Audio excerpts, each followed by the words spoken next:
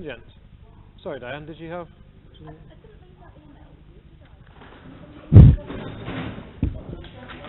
Have you seen the end of year figures? I just didn't know. It's Oh, yeah, showing you a did. surplus of £6,000. I think we need to add the container and the Okay, ladies and gents, it's 2 minutes past. stand on it. So, it So comes to shall that. we, I think start? I'm estimating 17,000 surplus. So the first item, that we have no presentations from guest speakers. It's a bit more complicated. B, to allow representations regarding planning applications within the civil parish, which will constitute any planning applications from anyone. Oh, Gordon's smiling, but he's not got a planning application. Okay. Gordon wouldn't growl.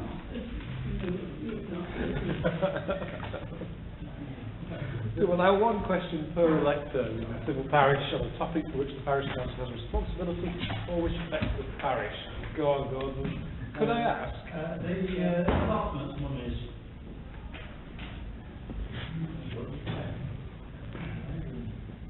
Okay. Allotments, monies. That's my question. Okay. What about it? Well, I'll explain to you when you do. We'll take it now, Gordon. Sorry. I'm 81, not 18.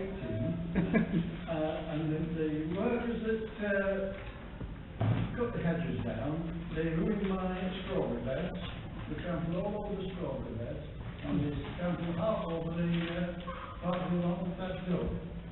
Now, for a start, being a pensioner, should be taken into consideration in the allotment monies.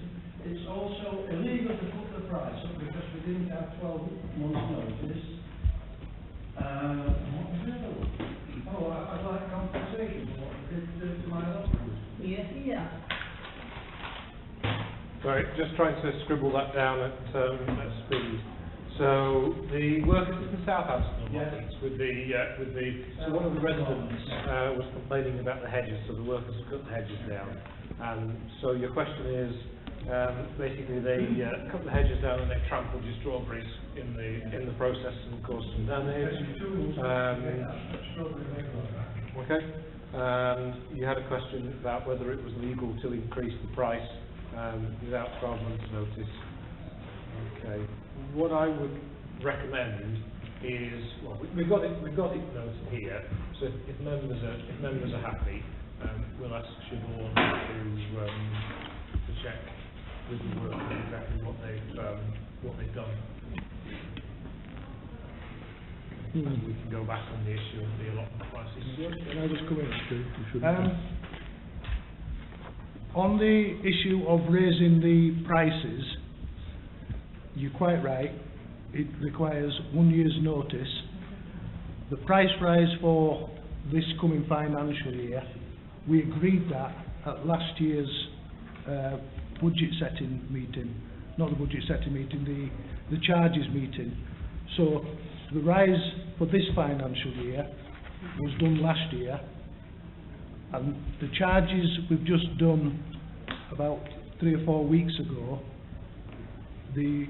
I'll give you forewarning now, I think the rent's going up slightly, but that is not this financial year, it's for 18-19 financial year.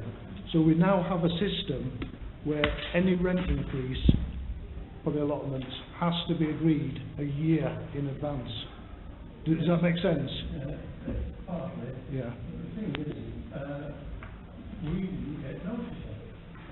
Because we didn't get The invoices. invoices. Well, I think you've got point to add on that. yeah, there will be something looked into this further. That's all I can say at this stage. Sorry, could I just ask, we've had some, and this applies to all members, can you use the microphones, because we don't appear on the recording unless we use the microphone. Quite to say, I do have an interest in this item because I've heard a lot myself. And I'm sure you're quite aware that usually when you get your that link that tells you what next year's going to be. Did you get one last year? I haven't got my bill for the allotments at the same time as the lease with this room. That's the same as yeah. But did you get one last year? Yeah, because I paid for last year, 2 weeks ago. So we weren't told for the fiscal year advance. Just to clarify, the invoices were sent out late this year, and if and when we have the next allotment working group meeting, and I chair that meeting, I am going to discuss the issue of why the invoices came out late, because I have other issues surrounding the allotments and the allotments meeting that I'm not happy about, and I'm not getting answers at the moment. So there will be some things taken up, probably on points you've already raised. And just to follow up, I would suggest if you're looking for compensation for damages, then the way to raise that question would be to write to the council and request that form. If that's not something that you could take here, but Because I know at least 2 people that have sent messages in over 4 months ago and still haven't got a reply. That's why I come to vote. the clerk hasn't seen any other applications for No, compensation. I don't think that people have asked questions of the council and they haven't got a reply. Over 12 months ago. We've got it on record, your own garden. so we'll Yes, make no, sure I'm that not people, I haven't done that. Can you use the microphone, please? People that have. So we will, the clerk has made a note of it, so when she receives your letter, she'll make sure that it's responded to, Colin. Thank you. Other questions, Kevin? Could you tell me what decision was made to take away the public seating area that is on camera? Sorry? Can you tell me when the decision was made to take away the seating area that isn't on camera for the public? We've not taken that decision. Oh, it's here. No, yeah, well, why is it no longer here? Separate rules, Separate area. but people that didn't want to be on camera. The divider's up at the moment because No, the this is reason why- preschool have No, to this is- go through to the They don't toilets. move. This isn't the reason. The screens move. Can I just say, I don't think a decision's been made, but if my memory serves me correct, we had, when the issue of filming, or the law change on the issue of filming, there was a legal advice note sent round by YALC or possibly NALC, and they gave us a set of recommendations, and part of that is, I think they recommended that an area be set aside for, should we say, vulnerable people. I don't believe it was actually law that we have to provide that. I believe it was a recommendation. Then it's something we need to look and see whether it is the law. You need to look at it. Yeah, because... Can I just ask, just ask the question is, why is it an issue? Because if it's illegality, you should be doing it. It's simple. You know, I mean, you've no rights to actually film the public. You took your position as a councillor, and you were advised that as councillors you would be filmed, but that didn't state that the public had to be filmed as well, and that was the reason why the area for the public that weren't being filmed was put in place. So what you're saying then, if it's not illegal, we don't have to do it then?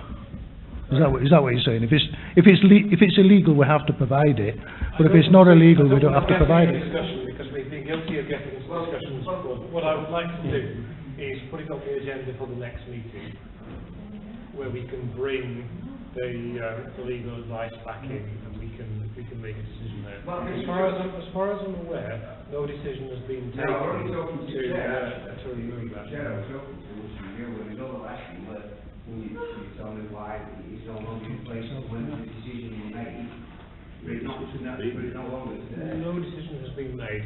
The reason the screen's there is because it's No, made before up the from screen, the before you have a problem with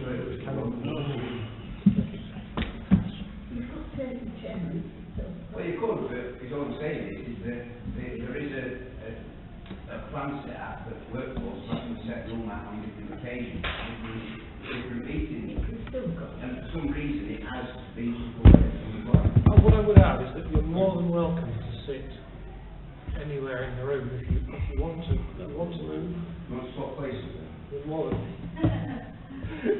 more than welcome. You're more than welcome to stand for election or co-option.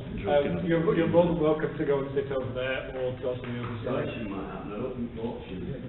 Thank you. Hillary.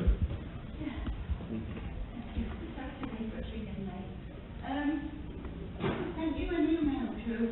I saw it. Yeah. Can I speak on that at this point? I don't want it to be my question, but can I speak on that because it does have a degree of importance and seriousness. So. I'm sorry to be late. That's fine. Are members happy to take? We've just gone past a short presentation, but Hillary was slightly late to the meeting. Any objections? No, she needs the microphone. Do you want a microphone? No, Looks to be on camera. doesn't matter. Yes. Ben? I'm sorry, I dissent to that because the inference is that it's not a question, it's going to be a statement, and we're trying to run this according to the protocols that exist. The police report, so it is important. It is important. Question or statement, Hillary? Is the question or a It's statement? information for you. No. Sorry to say, if it's a statement to, it's either a statement to request or information, it has to be one or the other. If it's a question, if it's a question, it's instead of always be allowed. If it's either one or the other. Have you seen the email? Do you know what the... No. What I'm trying to work out is, there's two things here. There's one, can we speak on an issue or ask a question? So what I'm saying is, if you know what the issue is, if you use your judgment when you talk about it, that will be okay. And then we can have the question. Does that make sense? Put forward a question.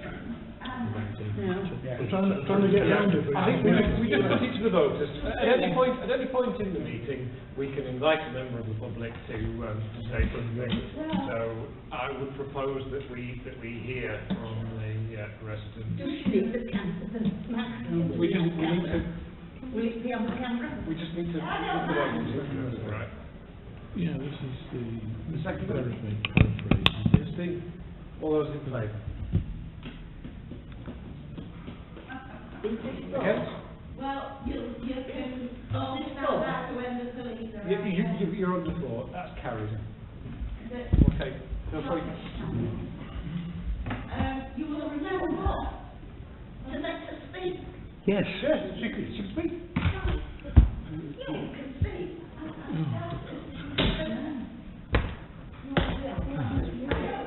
I'm losing the will to live. Can you hear me now, Mother? Can you hear me, Mother? Hey, what? Developing into I might sing you a song after.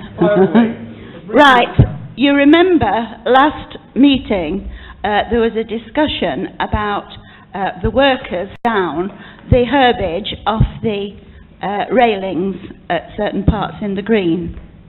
Right? Yes? We remember? Yes. Yeah, okay. Well, the taking down of all this herbage, which some of it comes from people's gardens, so it gives you the question why, what permission was obtained. However, this has encouraged the local heroes with serious consequences. They see this now as a challenge. They have cleared, I say with amazing agility, these railings. They have been on Mr. Dobson's roof, climbing up to the apex of his roof, looking through his roof light. Had the roof light been open, if that's what it's called, then goodness knows what they would have done. I just happened to see them from my bedroom window and took some photographs of them and phoned Stuart Dobson up, and I went down to see him. There were about 9 boys and 3 girls. I went out to have a word with them. Well, no shame, nothing like that. However, to get to the end of it, the police have been informed. they've been informed of the whole situation. My neighbour has allowed them to look at her CCTV. They're trying to identify the culprits, but this hasn't put them off. There's still even more of them in the area now, getting up to goodness knows what. I can't stand at my window watching for them all the time, but this has led to a serious situation, and I think you ought to be aware of this, and some questions ought to be answered as to why the herbage has been pulled up. And this is Stuart Dobson, who had a snarky letter from Siobhan Morley. He was putting up railings on his own wall, and he was taking down the shuttering that he had put up there as a temporary thing, and he'd laid it on the grass near the wall, went down home for either a toilet or a cup of tea or something, and the next thing he knows, he's got a snarky letter about it. And this is not good enough. As he says, people down here don't know the situation. They're making decisions that are affecting people's lives adversely. Thank you.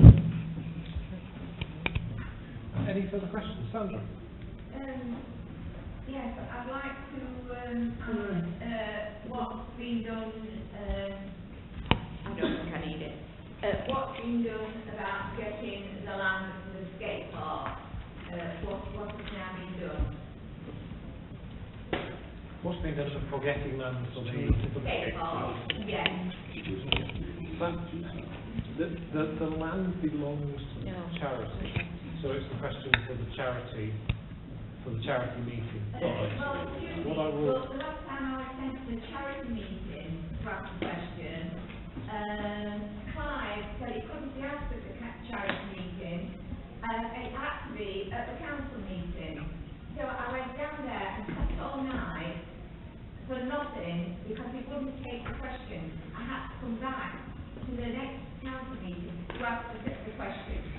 So I don't want to be, What I was about to say, time, because Stuart was one before and now I need to be to charity meeting. Then when I get into charity meeting, they'll spend another quarter of an hour telling me why I've got to be back at this. Sandra, what I was about to say was that the council has agreed for that equipment to be located. We agreed in principle, we resolved that we would allow the equipment to be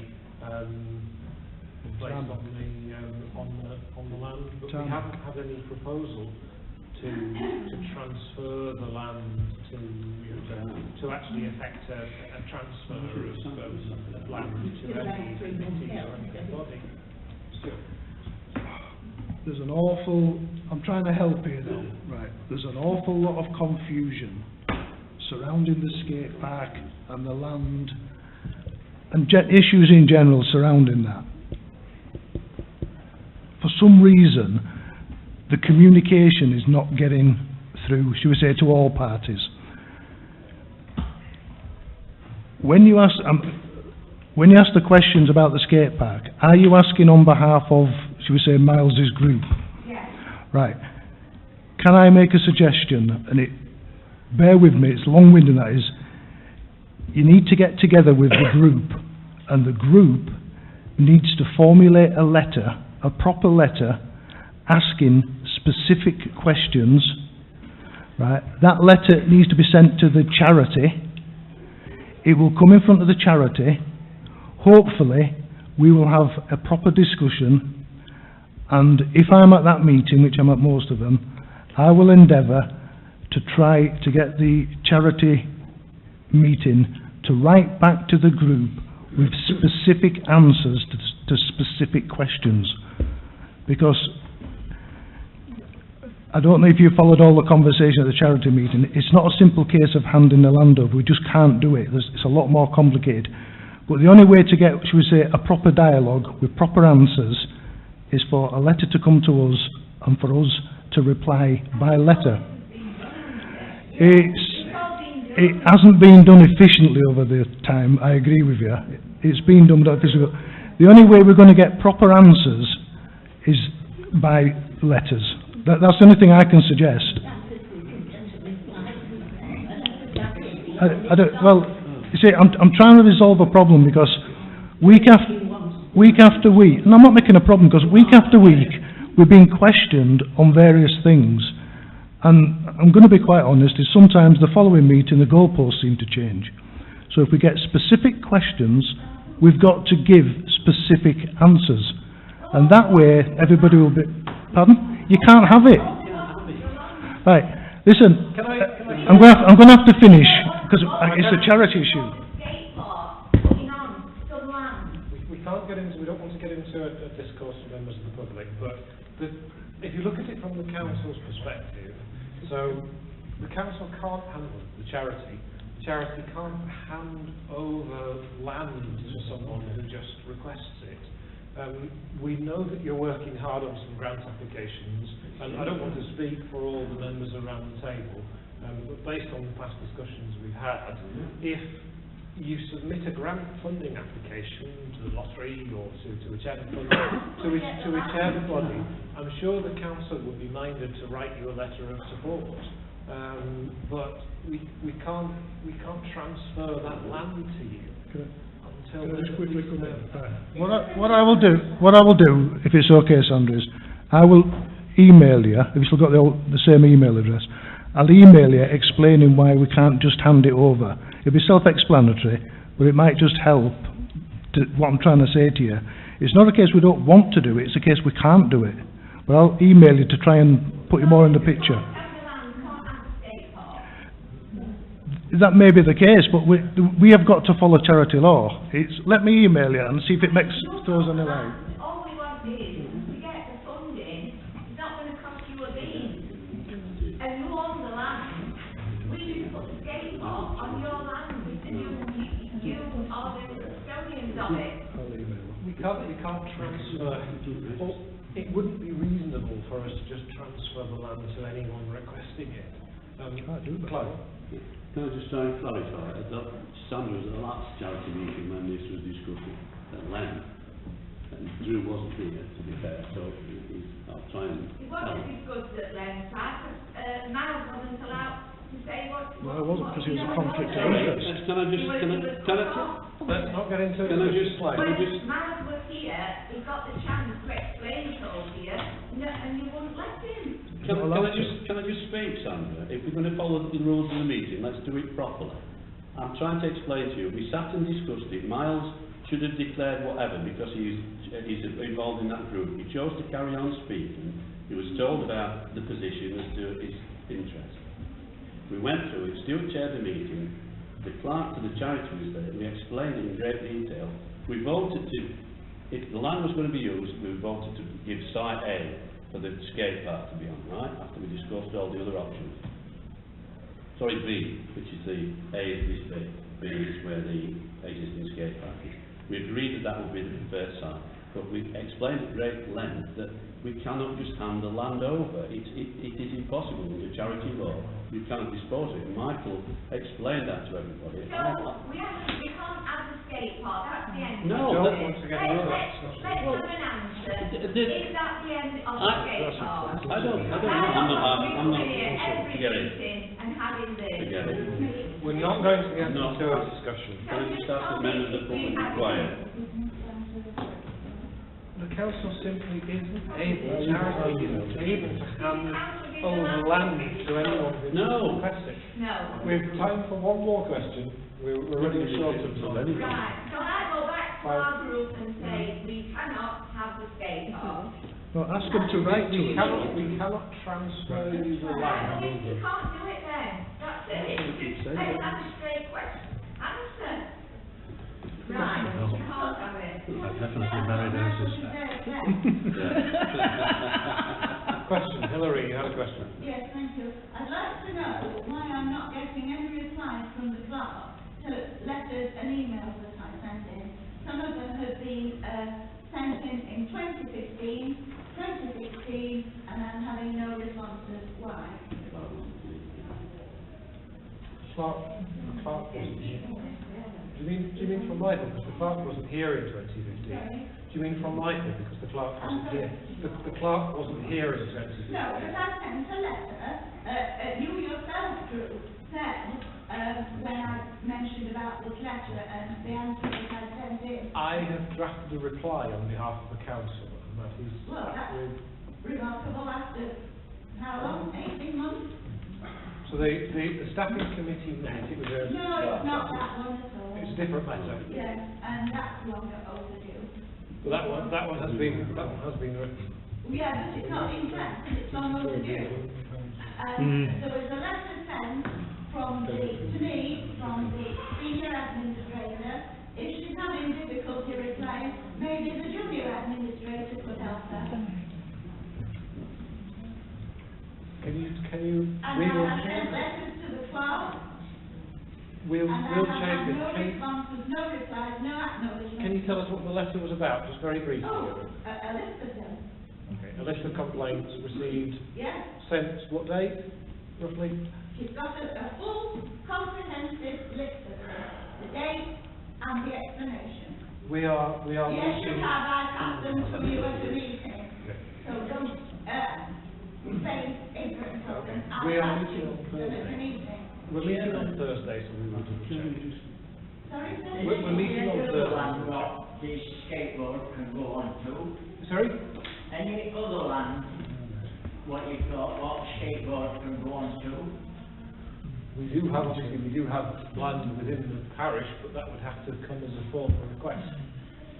So if you send a letter in then, so to request some land, the skateboard go on, is that what you want? You could do that. I'm not saying that council would be minded to agree to it. That would be a matter for individual councillors.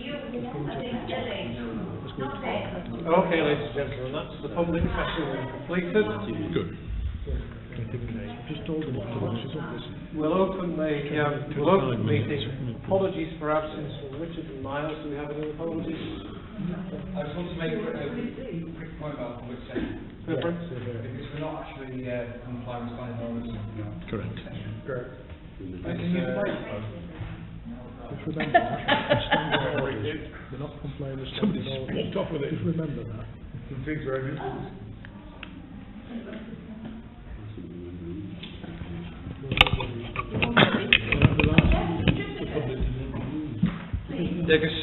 Standing Order 95, number 6, states an elector seeking a response to a question at a meeting must give the clerk a written notice of the question at least 10 clear working days before the meeting. Which is quite important because if we get a letter for a question, we can prepare a full answer. And as you've seen, and the public's seen, in the past 20 minutes, I don't think we've fully answered the questions as well as we could have done. If we get 10 days notice, we can get a full answer, a full... I'm just speaking to the chairman. Standing orders again. Members of the public, we're from the council. We can't sort out when we keep constantly getting whittled at. Council is trying to put the standing orders, and we're getting members of the public all the time. We're here for the grace of our parish. Can we just get on with it, please? And can you just be quiet, please? So our council, we can go with what we're supposed to be doing. So the main point I'm trying to make, though, with this is that if we get a question 10 days in advance, we can give a full answer to somebody, and then hopefully the answer will be good enough to satisfy the person instead of having part answers and trying to guess or not even giving an answer. And that is in the standing orders. I know we've never actually complied with that, but I suggest that we give the public certain notice that will start to happen.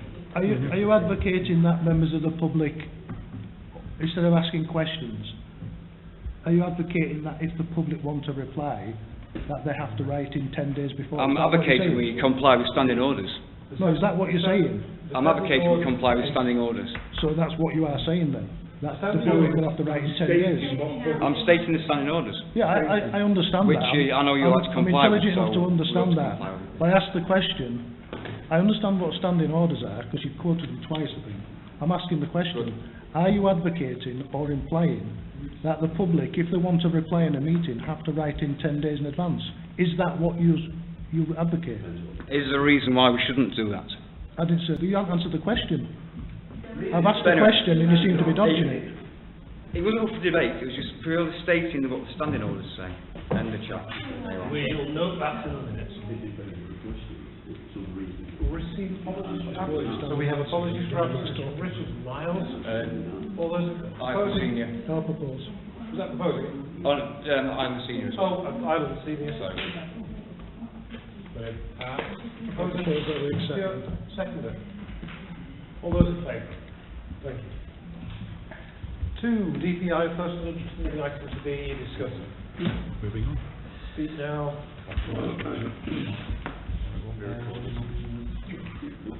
Until we get to it. Right, on. Planning, someone planning board. Planning, because you're on planning board. Can I just ask a question there? No. Why have you declared an interest on the planning board, Councillor Ireland, when you've never declared before? Because you've been on the planning board for well over a year. I've declared in probably every meeting I've been to for the Well, I'll check the past check minutes, the but can I ask, Can we not get into this? no, can I ask a question, because it's quite important. Can I ask the question is, when we discuss plan applications, will you be leaving the room? I'll take the same advice as you took when you wouldn't leave the room during your... Nothing to do with me, I'm asking you the question because... I'll take the same advice as you took. Right. Can we direct discussion on the matter at hand, which is DPI? I think you ought to the leave council the room. registered it. If the council as a whole wishes me to leave, I will leave the room. I think you should leave, because you council as have a a whole. conflict of interest. Can we take the discussion of that and when we get to it? Any other? Well, what else are we doing? I was talking.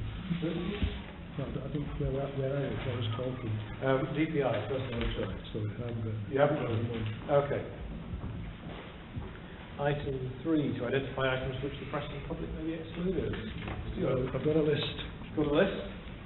9.1. Do you want to give the reasons? Or if you want, if you do it quickly. Right, 9.1 because it's probably going to be contractual. 9.6 because that's contractual. 9.8 possibly contractual. 9.9 that is contractual. 10.1 because that involves staff. 10.9 to discuss approved tender documents, that could also be contractual. 10.11 that could also be contractual, and 10.13 I presume we're going to be giving some quotes, so that would be contractual. However, if that's just a general discussion of baskets, well, it doesn't need to go in. Anybody else have any other items they want to flag up? Sure, take those as we go along. I think you want to take them as we go along. Any other items? Okay. Otherwise, it will take us a while to do them now. Okay, to confirm the minutes, parish council meeting held on Wednesday the 29th of March and Wednesday the 4th of April. So we'll take 29th of March first. Can you just I'm not sure. 29th of March.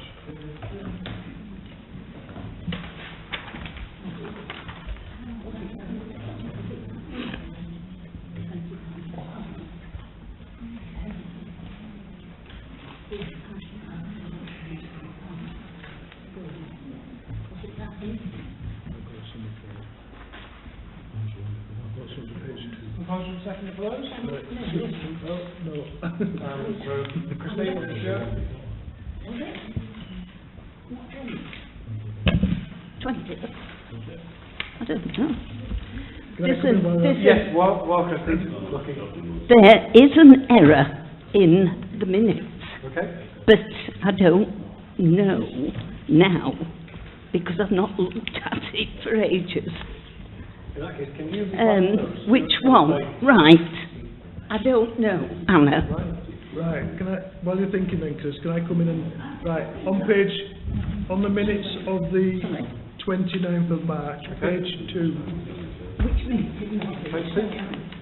Page 2.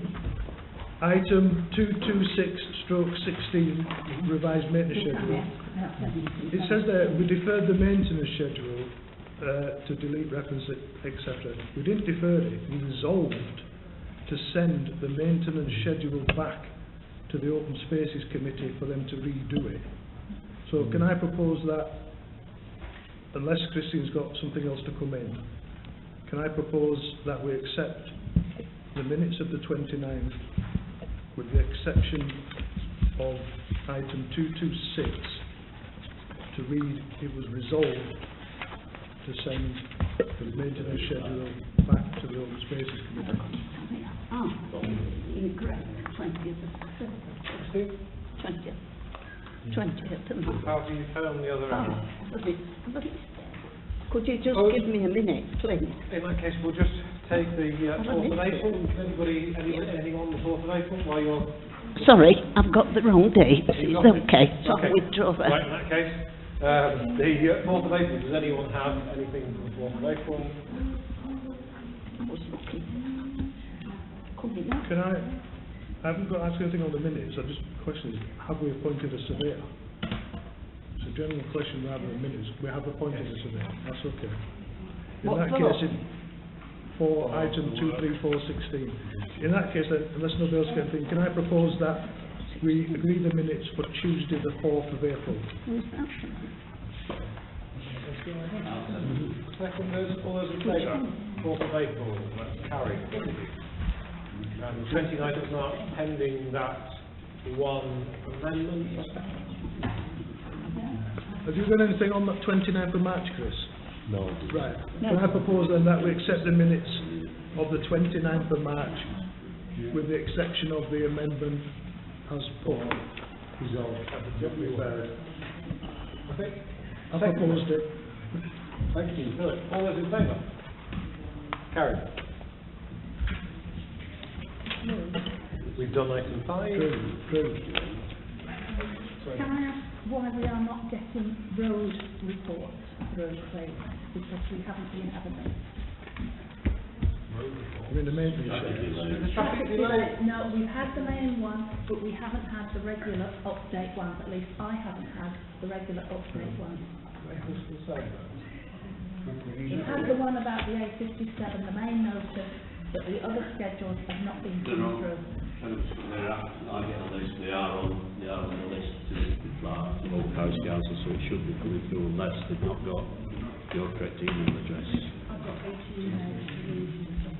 Right, but it goes back to before you, they've not been coming through.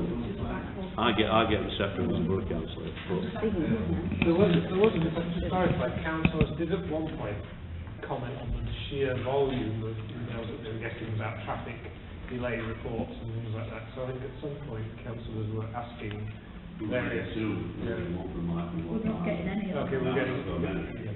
Can we, I think Michael will probably be happy to forward these if he's able to. it's not happening. Okay, if not, slide Yeah, I'll send it. I'll check, I'll email Tony Walker to RBC just make sure that, but I'll check who's actually sending through our email address. She just said, this is part. Excellent. Brilliant. Much appreciated. To consider a number of grants, we have none submitted to this meeting.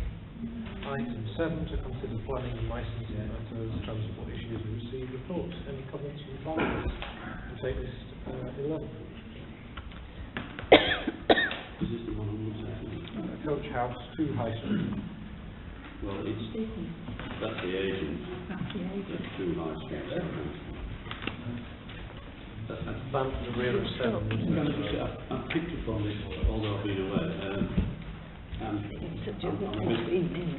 perplexed as to why we didn't deal with it when it was on the agenda originally, because it's obviously for 7 Woodchester Road with the agencies we play Coach House, Southampton, so it should have been dealt with then. It's actually out of time now. I can't remember off the top of my head. It's had a 3-week, 21-day public notice, but it didn't get dealt with for some reason. When that notice was put up, it was unclear as Can you hear? what property it was actually at, whether it was number 7 or not. And also, when you actually went on the website, there was no plan of the actual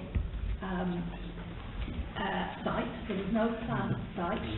I actually then emailed Matthew Peck and said that I thought that there should be a plan of the site, and I also requested that that be extended so that members of the public could see the plan, because if you actually look at the plan, although it's proposed for 2 properties, when you look at it, it could end up with 4, it could end up with 6. Did Matthew Peck reply back to you? I had a telephone conversation with him. No, And he sorry. actually then put the plans on the website because they weren't on the website. Did he extend it? Because if he hasn't extended As far as I'm aware of, it has. has been extended because the 2 neighbours. Yeah, as far as I'm aware of, it has been extended because the 2 neighbours, and it was still on last week with an extension date. 2 neighbours have objected. If I can just say, so what we need to do now. Can you speak into the microphone? What we need to do now then is, if we have an objection or any comments, we need to make them now and get them off like tomorrow, and we may be able to make some progress. That's if we've got an objection. So do councillors have any comments or objections about that proposal?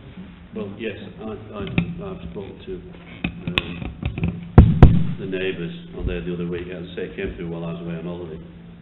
I've had a look on the site. It is on showing there's two plans actually. There's one that shows the site area of number 7, and then there's another drawing on that shows part of. Can I just borrow that? There's the land that belongs to number 7, and then there's the second one which shows 1, 2, 3, 4 plots. Takes land from number 1 and opens it up. But it's an outline application for housing, but it's on the land for number 7. But there is also, if you read the assessment, I think traffic assessment that's been put in, it does also include possibly at a later date 2 more plots being added from the land at the back of number 1. If you look at, I presume people seen the plan, number 7 is the straight plot, and then number 1 is the bit that comes round the back of number 5, number 3. So it opens it up. So it's an application in principle for housing. My objection is purely if that goes ahead with 4 plots on there, you've got a lot more traffic being generated onto Woodsets Road down the side of number 7, which is what we've objected to on other planning applications. The problem we're going to have is they've already set the precedent for building in the back gardens. It's the numbers that's the key. There's nobody on there has been granted for 4. Are we going to put an objection in? That's what we need to decide. If somebody wants to put a proposal forward now. Yeah. I propose that the clerk writes on behalf of the council objecting to this application. Sorry, can you just use the microphone? Sorry. I propose that the clerk writes to Matthew Peck or the planning department and objects to this proposal on behalf of the council. On what grounds? On the grounds of. What ground? Sorry, on the grounds of traffic and traffic hazard and traffic hazard. Traffic hazard. Volume of traffic light, is that? Yeah, That's what you can object to. you can object on that. You can still do individual objections. You're welcome Also. to write the objection if you want. So does that proposal have a seconder? Steve, all those in favour? Evening, Paul. Carried.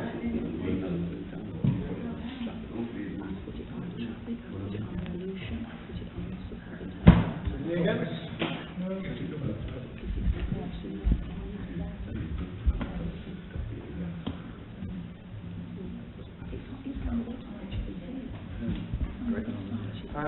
List 12, we haven't got any. List 13, which is 0472.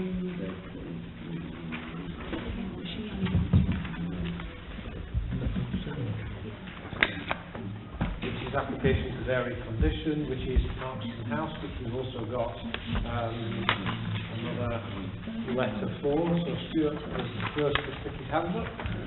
The reason I've stuck my hand up is because I went on the RMBC website, planning portal, as they call it. I couldn't find this. Because you're only allowed to go back on, the part I was on is go back 2 weeks is the maximum you can go back on. And I couldn't find it on any of the 2 weeks. So I couldn't find it on any of the 2 weeks planning applications to put up there. Now they're saying they want to vary the condition to include single-storey garden rooms to all plots. Now, that doesn't sound like sheds to me. That sounds like permanent brick buildings.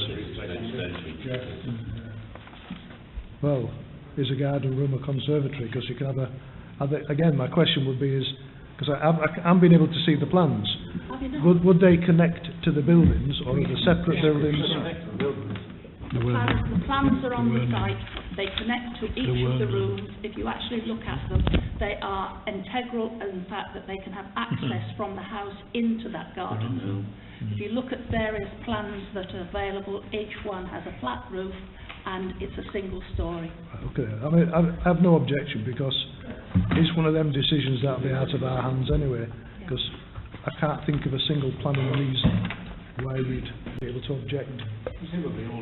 My point being is I couldn't find it on the website. If those properties wanted to do it individually, it would be a permitted development for each of those buildings anyway, wouldn't it? Can I just say, this happened on Haven Farm at Southampton. They were put planning alteration in to extend theirs and put garden rooms in. I think one on Poplar View as well at Main Street had an application in to put a garden room on the back. There's no grounds for objecting, because it's part of the existing development, so it's really, they're going to lose garden by having a garden room built, so that's up to the developers what they sell at the end of the day. So as far as I'm aware, there's no grounds for any objection. Have to leave that to Davis and Planners? Yeah. Let's take a vote on that proposal. Right. Second to Stuart. All those in favour? Thank you. Problem 14, and then we've got 0554.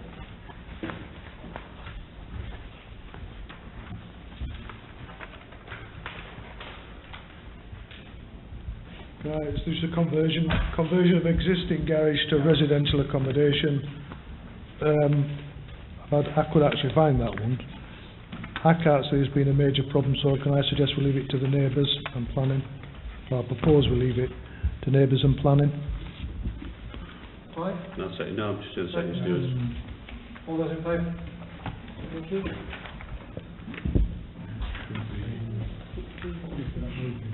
Yeah.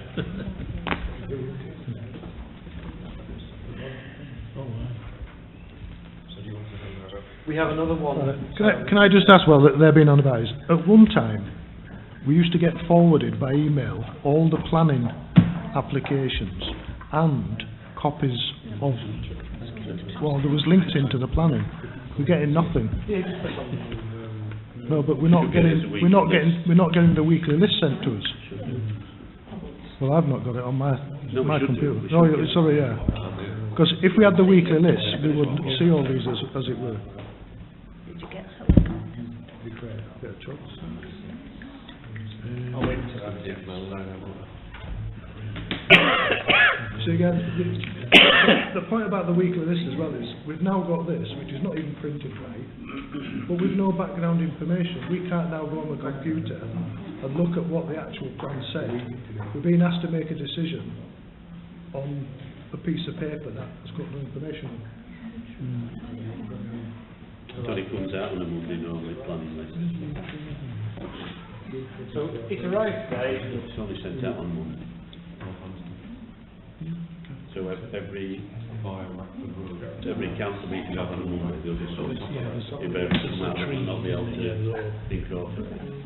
All the other weeks you will be able to do that. It's a case of making members aware. I presume we're talking about RB 0448. Yep. It's a 2-storey side extension sorry, a two-storey side and first floor front extension. Can I propose that we leave this to the neighbours and planning?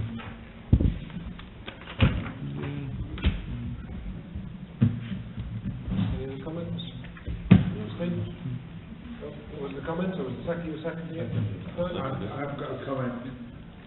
I've just realised I do know this, so on this one I'm going to keep Declaration of interest. Yeah, please. Good, well done.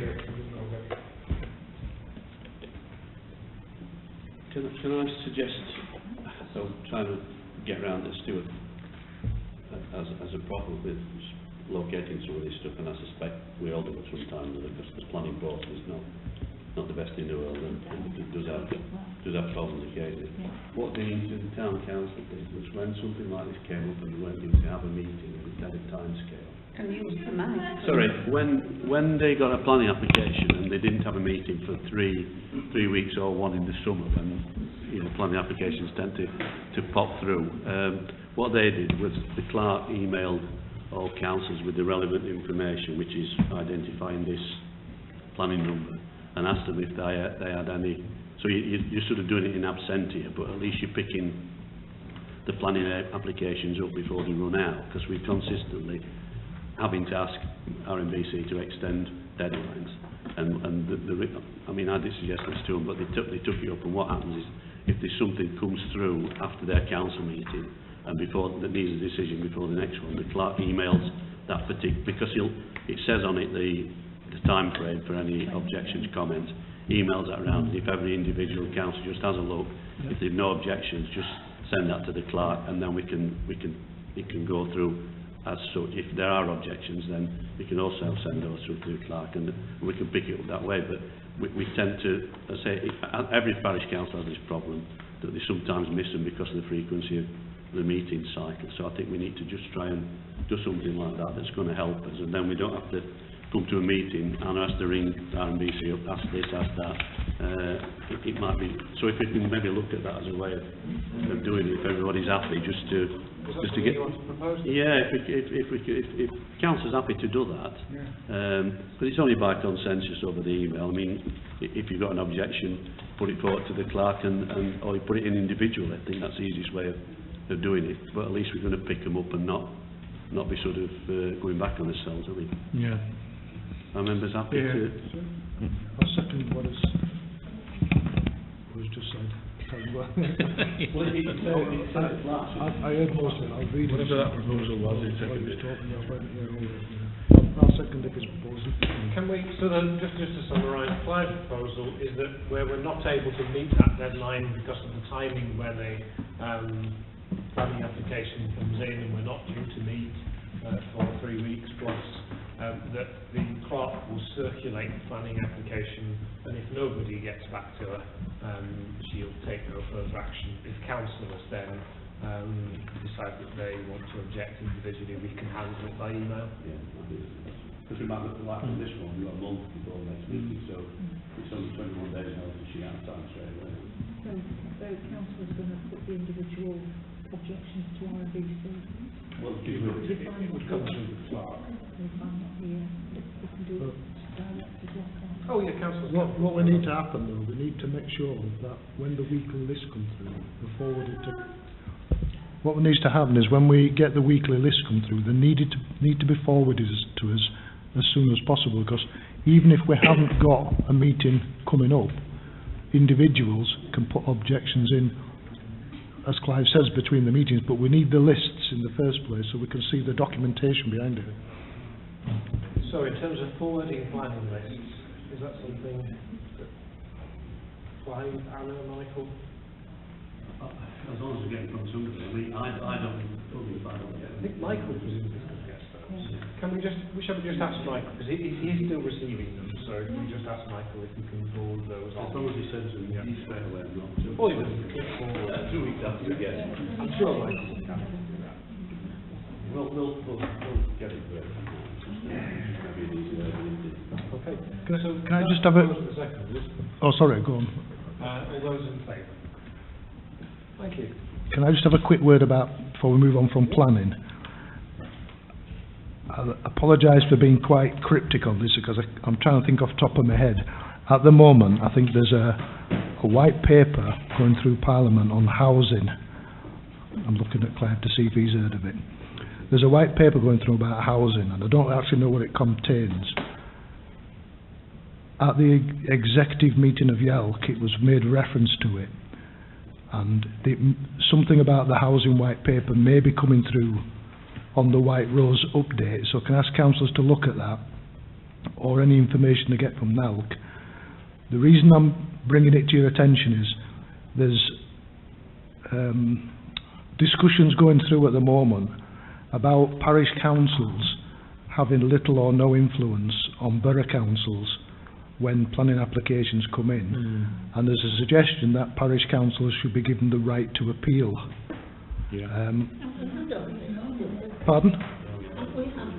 Yeah, we might have, but it's still going through and it's still ongoing. So all I'm saying is, if you see any information on this about rights to appeal, councillors probably need to, should we say, reply to the documents if it's appropriate.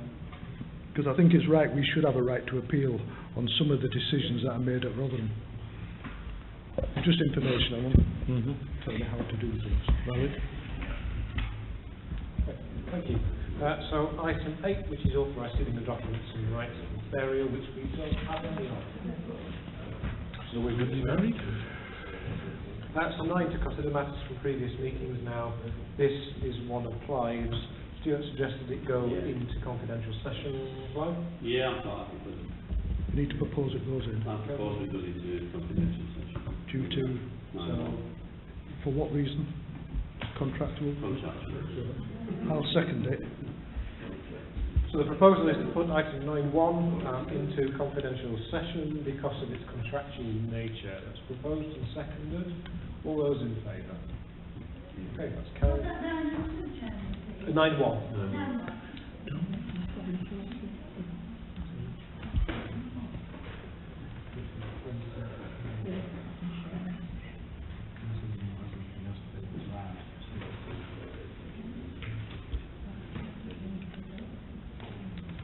So item 9.2, to discuss the insurance for Friends of Anderson Burial Ground.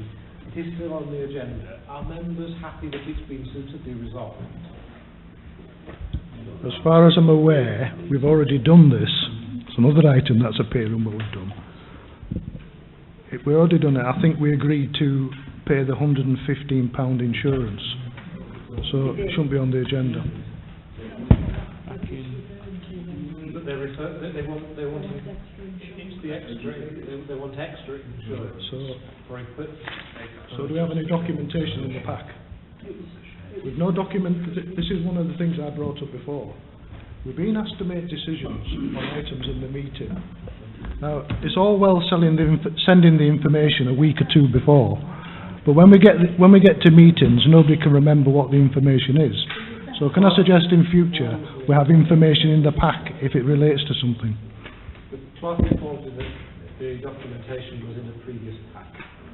It's been deferred. So what we're doing? Are we discussing it, not discussing it, dismissing it? What we're doing? So we've approved the insurance. This is a separate request. So this is a separate request. Friends of Anderson Burial Ground. Hang on. I've got two conversations going on. Can I hear the chairman, please? So they purchased some equipment and they want to store it in the shed on site, but they're asking if we would be able to. There's a bit of correspondence backwards and forwards between Anna and Friends of Anderson Burial Ground and the insurer. Our insurer recommends, if I recall correctly, they recommend that we don't insure it, that we ask the group to insure it. There are 3 people wanting to speak, so we'll go Diane, Jonathan, Stuart. My understanding is that they have purchased equipment which they wish to store in the shed, but the lock on the shed is ineffective. If there was a lock on the shed, they would be prepared to insure that under their insurance. Thank you. Jonathan. Do we have a quote for the insurance? We don't, but our insurers have recommended that we don't insure. No, not from them. Do you have any figures for asking for us? No. So can I suggest that until we get a figure, we can't really decide, really? Can we do Stuart and then? Right. I'm going to recommend that we don't pay for any extra insurance. One is with our insurance company saying we shouldn't. Two, this group, they do good work in the cemeteries, I'll make that clear. But the group has already had 2 substantial grants from the council. One for £100 where I believe they bought tools. Then we gave them, can I ask the public to be quiet when I'm trying to speak? Can I ask the public to be quiet when I'm trying to speak? Right. The second grant, we gave them a grant, I think it was 115 for insurance already, so that's 215. They've had more grants than other people, so that's the reason why I don't believe we should give them any more money for grants. But also, by putting a lock on that shed and putting tools in there, they're inviting it to be broken into. The reason why it's not had lock on there and it's been open for years and years is because it kept on getting broken into before. It's just inviting people to break in, because it's only a matter of time before they find out there's tools there. No, it was just the question of the actual lock could be fixed internally rather than be a lock and a chain. If you look at the metal door, it could be an internal locking device rather than an external locking device. So Jonathan had proposals. Yeah, could I just make a proposal that we defer this until we receive an actual monetary request from the Friends of the Burial Ground? So they've not asked us for a specific amount, have they? Stuart?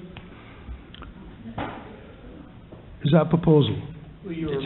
Well, I was going to make a proposal before that, and my proposal was that we don't approve because of the reason I've given. They've already had twice as much grant as most other groups.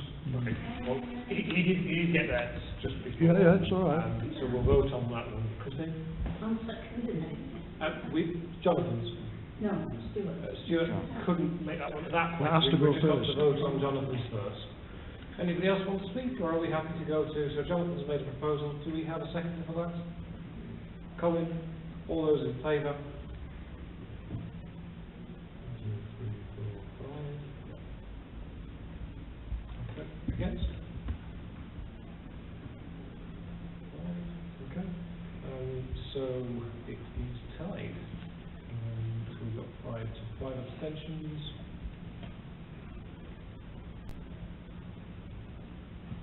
Did we have 5?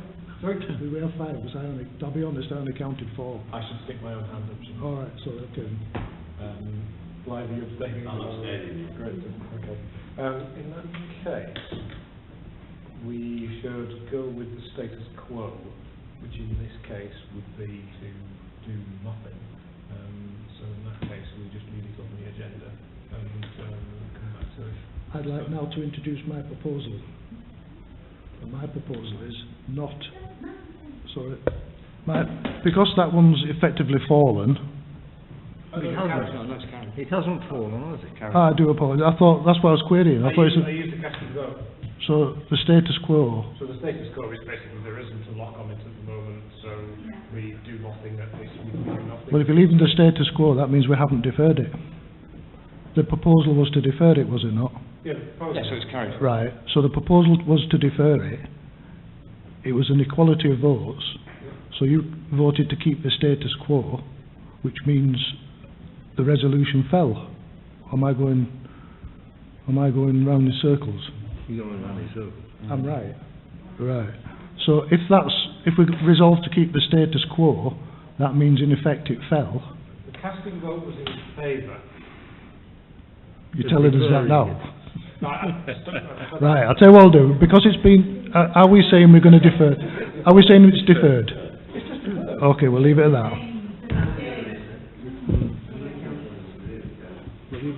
It's just deferred until we have further information, then you can introduce your proposal. So it comes back to you at the next meeting.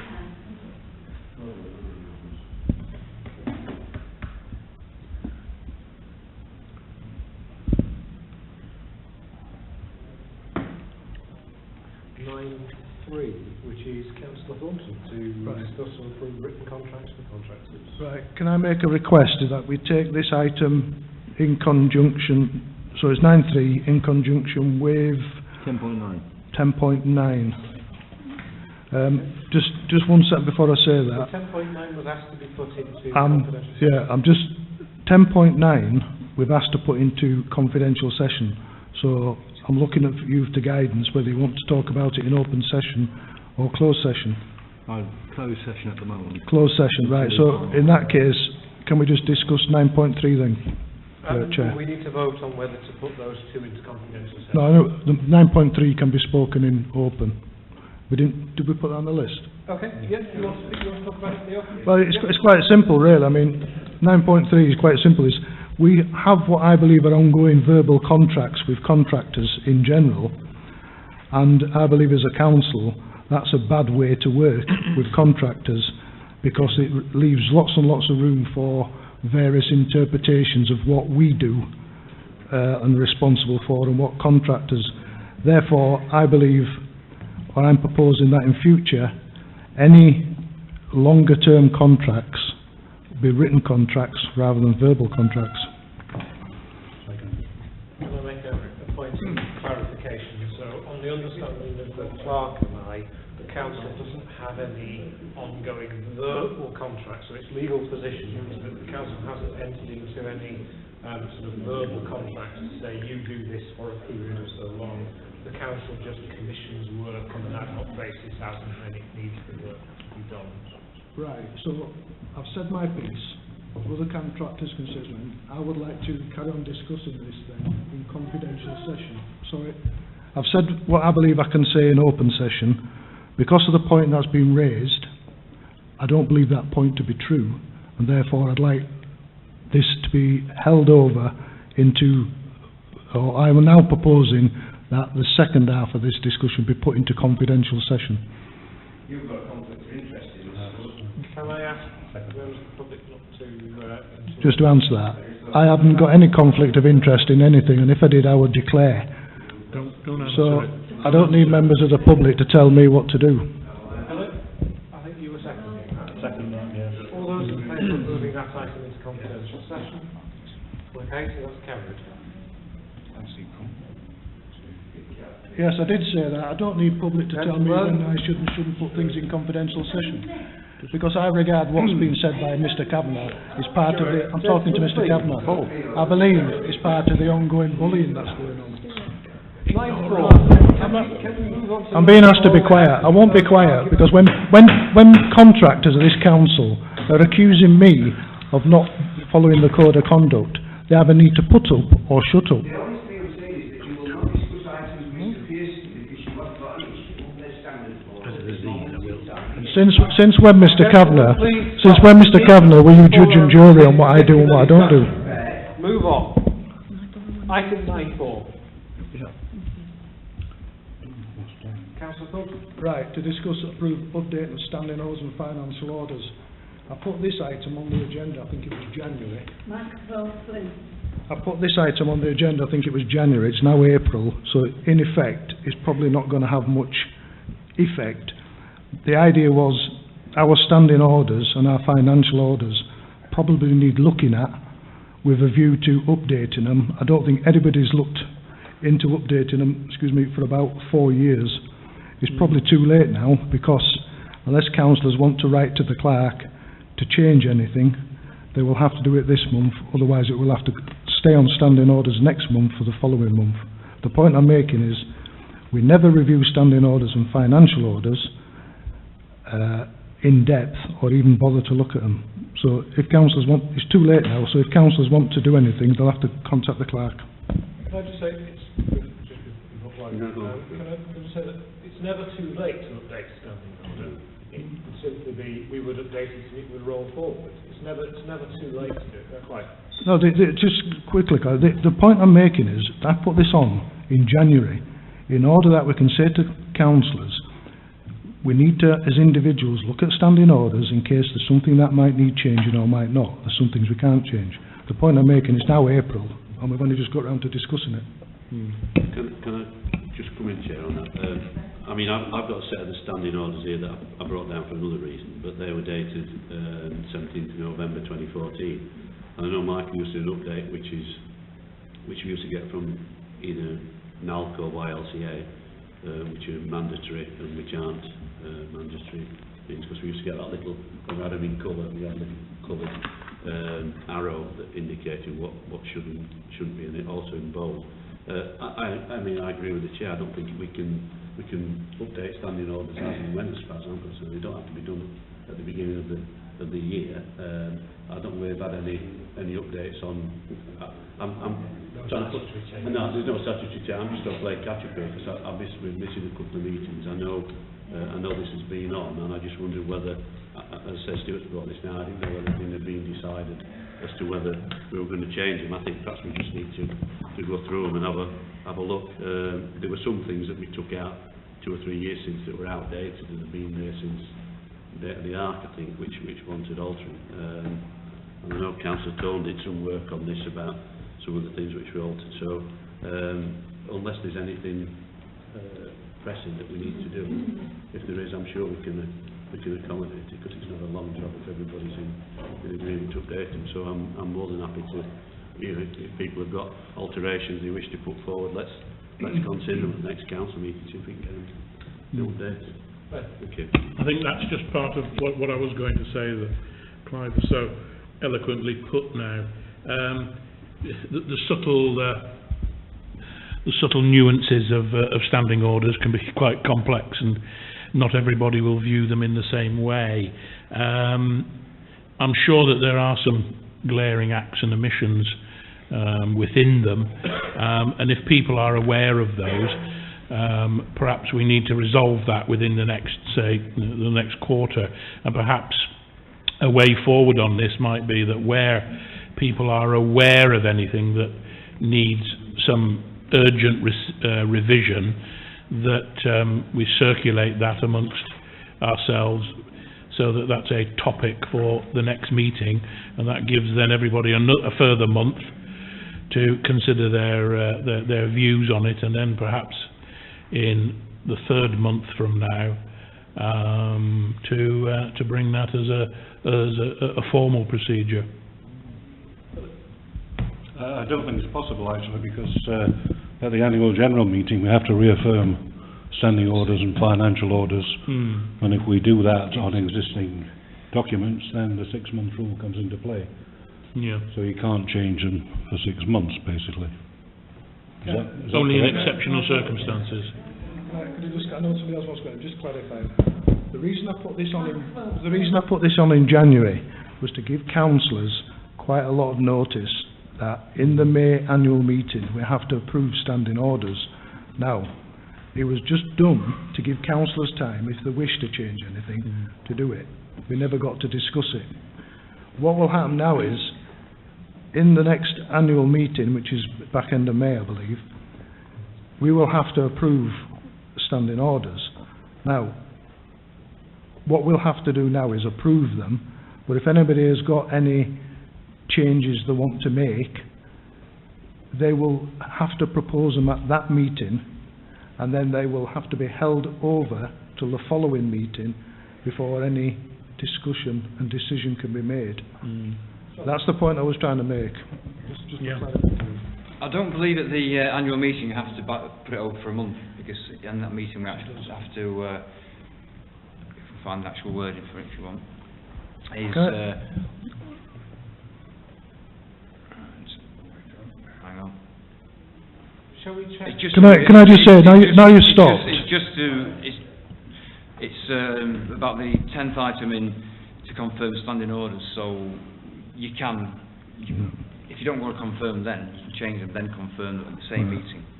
Right, that would overrule. Right, we're very good at quoting standing orders. I know I am. That would be very, would overrule the standing order that gives you a month, that's to be bound over for a month. We're very good at quoting standing orders. Can I ask you what the standing order says about changing items on the standing orders?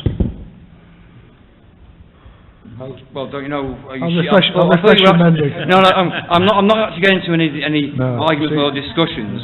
But I would have thought you would actually know with such an experienced councillor yourself anyway. Let me refresh your memory, and the system is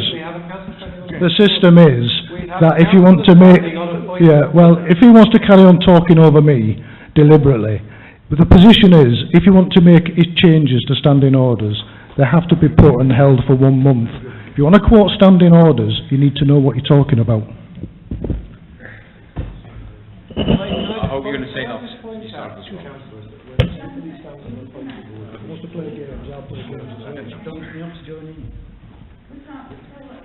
Philip, you want to raise a point? Yeah, just let's have some respect for each other. It does.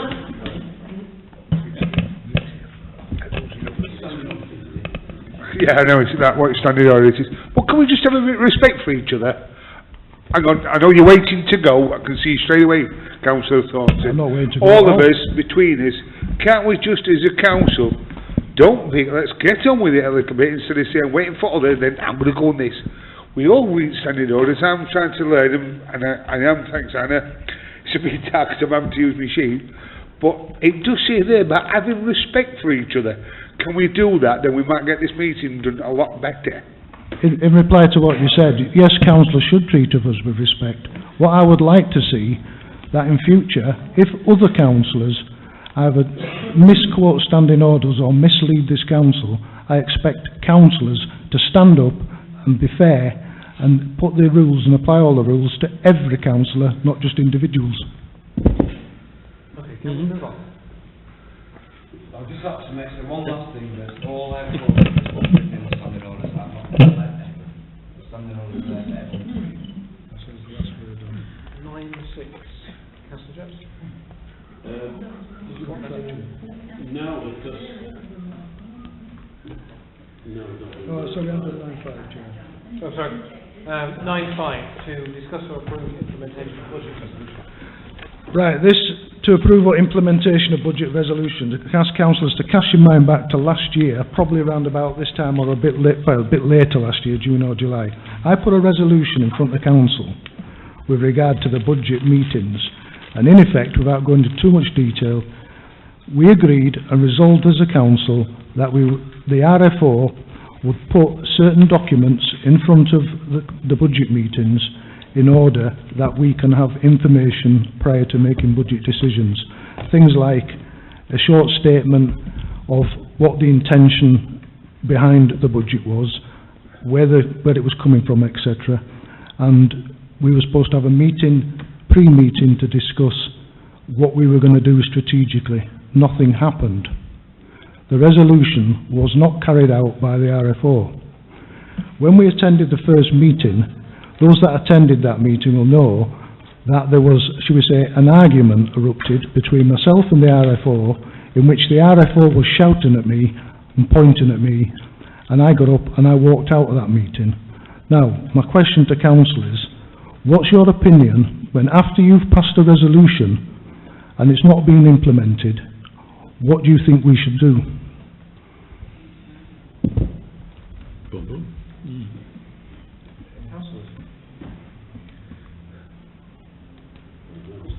Can I... Proceed, right? Chris? Do you want to use the mic? You sound a bit frustrated, Stuart, and I don't blame you, because there's quite a lot of work in this council. Gets passed over, forgotten, slips off the edge, never gets implemented, and I, for one, am in a tizzy most of the time, trying to keep up with matters, trying to remember what's gone on in the past, asking questions, don't get any answers, get 3 different answers to one question. So I can understand that, Stuart, but I'm sorry, I don't have a solution.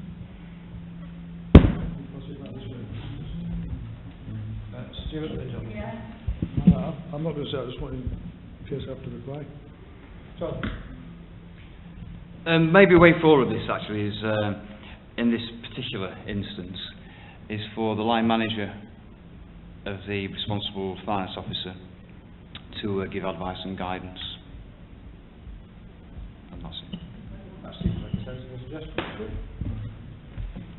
I was going to make one last comment on this, and I think it answers everything. I've just asked you we passed a resolution as a council. That resolution was never carried out, and I've asked what the councillors' opinions were. Nobody's just said anything about the resolution whatsoever, and I think that sums it all. Sorry, go on, Paul. I was going to say, Sorry, could you use the microphone? I was just going to say, I can't recall that one, so cannot we have it revisited to find out, what it was and what we passed? The resolution, the budget resolution. Yes. Stuart put forward a resolution with a series of budget meetings. Yeah. Can I just add a bit? Stuart did prepare a proposal, the way forward. I think it was about setting the budget, and he's probably quite. I mean, I missed that part of that first meeting when whatever he refers to went off, so I don't know what happened there. But in that respect, I think we did resolve to accept it, but we didn't act on it by the sound of it. I think he's quite right. So I think, as Paul says, perhaps we need to revisit that before we start this year's deliberations, and let's have another look at it and see how we can implement it, because we did do half of what we said we were going to do, was the way forward. So there's not much point accepting something and then not following it. So I think we perhaps need to have it on the agenda. I'm just trying to think when. Not too late, because we'll soon be around at budget time again, so we'll look at it in August and put it on the agenda for all members to have a look at again, and we'll go through it and see what we think again. This particular item, Stuart, do you remember how it was minuted, if it was minuted? It was minuted and it was approved. It was just ignored. Sorry, could you say that again? Sorry, it was minuted and it was resolved and approved. It was just ignored. So who's responsible for implementing it, who didn't? Who are we pointing the finger at? Ultimate responsibility lies with the corporate body of the council to ensure that resolutions are carried out. The person who carries out resolutions of the council on our behalf is the clerk. So we're talking finance, so that's Michael, is it?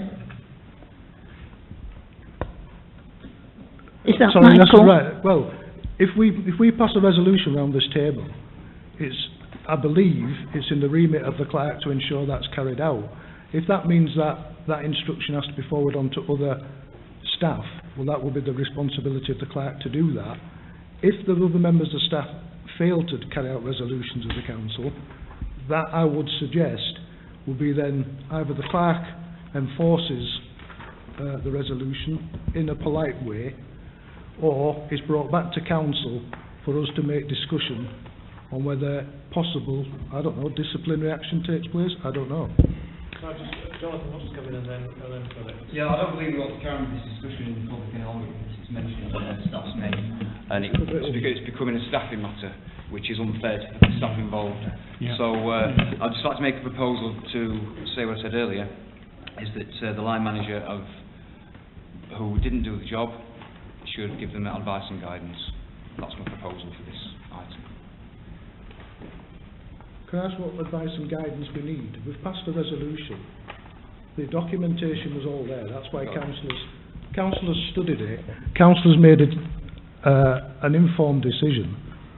The decision just wasn't carried out. So now, why do we need advice and other information? I think Jonathan's... It's a polite way of giving somebody a telling off, basically. Well, I think it's just been put under the table again, but I'll defer to your knowledge. In business and in professional areas, that's how it's phrased. So that's my proposal. The document found its way to the RF. It's a polite way. Okay, anything that anyone wants to add on that one? Yeah.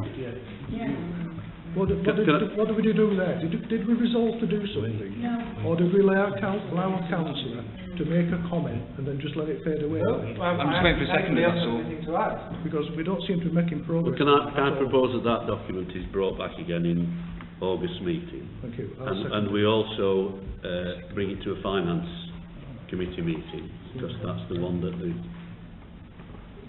Well, officer I'll second attendance that, dealing we'll bring with it back that. to the council. Once the council's made a resolution, it doesn't have to go to the finance meeting.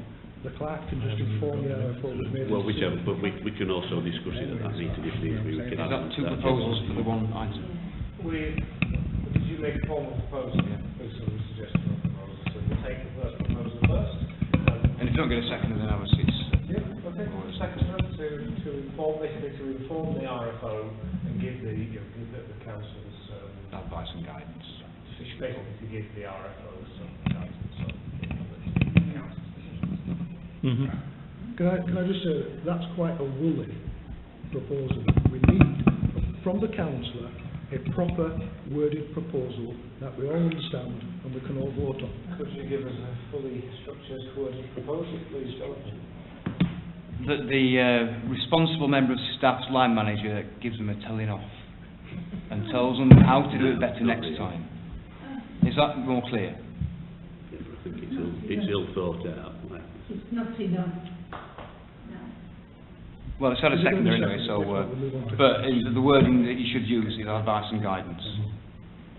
Okay, As so I give said in us the a first proposal, one. Jonathan. But, Is your proposal that advice and guidance be given to Yes. the RFO? yes. In respect or with regards to... Regarding this particular item. And I believe it's been seconded as well. Just Jonathan, are we happy that Jonathan's put a proposal on the table? No. Is it quite No? clear? Yes. Jonathan, please state your proposal again in the wording that was going there. Right, in the professional wording which you would use in business, which is what we're talking about, so a corporate body, that the responsible member of staff be given advice and guidance by the line manager. So that's the proposal. That is the exact wording of the proposal. Responsible member of staff. Guidance by the line manager. Does that have a second? There. All those in favour? Okay, against? Okay, that falls. Next proposal. Right, you were about to say. Sorry, we're done. That's it. That's it. It falls. That's done. I've lost that fell. Yeah. Did you have your hand up? No, the proposal fell, so it's open if you want to vote for the proposal. It's fine. Clive was going to make a proposal, but I think Philip had his hand up. Let Philip. Are you going to? All I wanted to say was, surely the first thing we need to do is investigate the reason as to why it wasn't done in the first place. Then, if necessary, give advice, succour, whatever, that person needs. I mean, this is unusual in that we knew this resolution hadn't been acted upon. What about the numerous other ones that we just don't know what's happened? And the main problem I don't know whether I can speak for other councillors, is when we pass a resolution, we have not got the faintest idea that action has been taken on that resolution. For example, a guy sat on the top of a typhoon, which was resolved to be removed in May 2016. And I was then going to bring that up. He's not the only one who's been sat on the top of that. There's been young men, it's still there. But they are numerous We just mentioned. divert attention back to the matter at hand. So Paul had his hand up and then Stephen, and I think Clive was in the process of making a proposal. I was just going to say, when I asked for the resolution, the details of it to come back, is there a way that we can have it back, as in made aware of definitely what was in it? And then is there a process that we can have in place, so that when we do it again, the damn thing doesn't happen again, so that the resolution is passed and it's acted upon? Can that be not done? It should be minuted. Every resolution I mean, the should be honest minuted. answer is, I forgot when that one was. That's why I would like it to come back so they can at least see what we resolved. Swift, do you want to make a proposal? Yeah, that's my proposal then. So, give us the wording of your proposal. My proposal is to, obviously we passed this resolution and we're a bit vague about it, so can we have it brought back? Can we have an update on it, the action moving it forward, and also can we have some implementation put in place so that any future resolutions we pass, we have an audit trail of the things. Is that okay? That's a long resolution, that. Sorry. It's multifaceted. Really?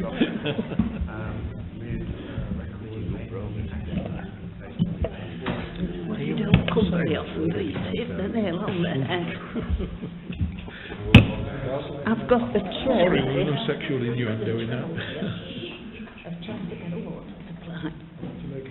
That's just one.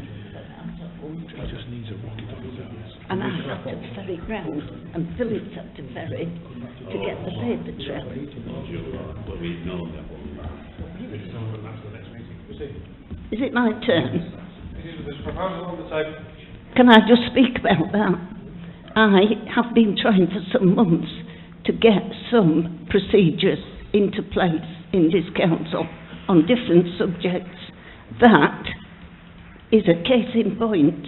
We have no idea what has happened to most of the items that come up onto the agenda.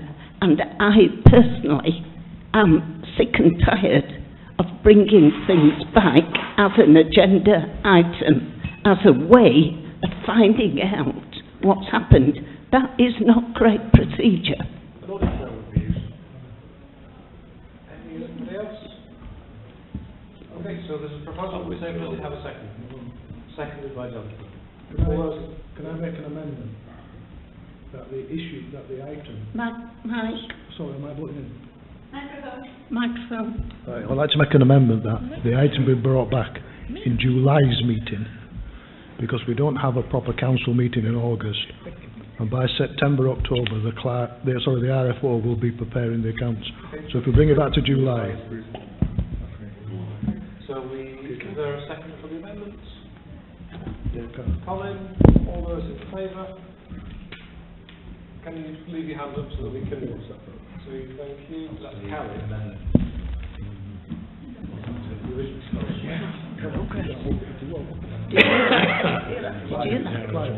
That was a complete one-off. You won't hear it again. It could just drop off the edge. Never come back. Yeah. I need that information of them, so don't... Yeah, but you've already put them down, so I'm going to propose specifically. No, go and put it on. I mean, he's aware that we'll put it in confidential.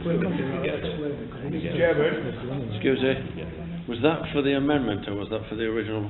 The amendment. We voted on the... Yeah, we voted on it. It's the same, except just bring it back to July meeting. Right. So it's the same, rather than to the next. Okay, I just wanted to make sure. Let's crack on.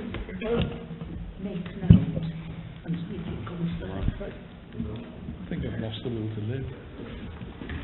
So, 96 Clive, are you happy to talk about? Now, can I have that deferred? Oh, sorry, not deferred, into confidential. It's confidential. Due to contractual nature. Contractual. It's a single quote, it needs one quote. Well, it needs some more discussion around it. All right, Do we have a second? Stuart, all those in favour? That was confidential. Excuse me, Chair, It's gone to confidential session. Okay. So, to discuss or approve weatherproof notice board for Sheffield Road Cemetery. Should we put that on flight? Can I just, it's been on quite a while, this one. I've in the process of trying to put the form together for, or sort of say a quote together, or two quotes for this. I know Councillor Graham's been looking at this, I think, as well. I've got a couple of firms, some that have supplied some stuff recently to RMBC. I think there's a new notice board going up, but certainly one at Woodset. I think there's one up at Woodland Drive Centre, which is the recycled wood, which obviously with any decoration, etc., etc. So I'm in the process of putting that together, trying to get 2 or 3 quotes. I would think it would be better if we can add this onto the list, so we get, obviously, probably the more we order, the cheaper they become, but they're going to be all the same. So if we can add that onto the list of other notice for us, and then I can get a price in total from one of the individual boards, and then we can progress that over. Sorry, silence, Stuart. Stu first. Right, go on, I'll sneak it, right. I think you just touched on a bit I was going to ask there, Clive, is we've already allocated funding for notice boards out of reserves the last budget meeting. Is this part of the same scheme or extra? No, it's out. Part of the same scheme, right, because you're quite right, we need to look at, I mean, we should only replace the notice boards that actually need replacing, so somebody needs to progress that. Can I just add another thing, is some time ago I spoke to the vicar, and for the life of me I've just forgotten him, not Margaret, no, Barbara, sorry, Barbara. No, yeah, sorry, it's Barbara, not Margaret. She's gone. Yeah, I spoke to Barbara Cushing.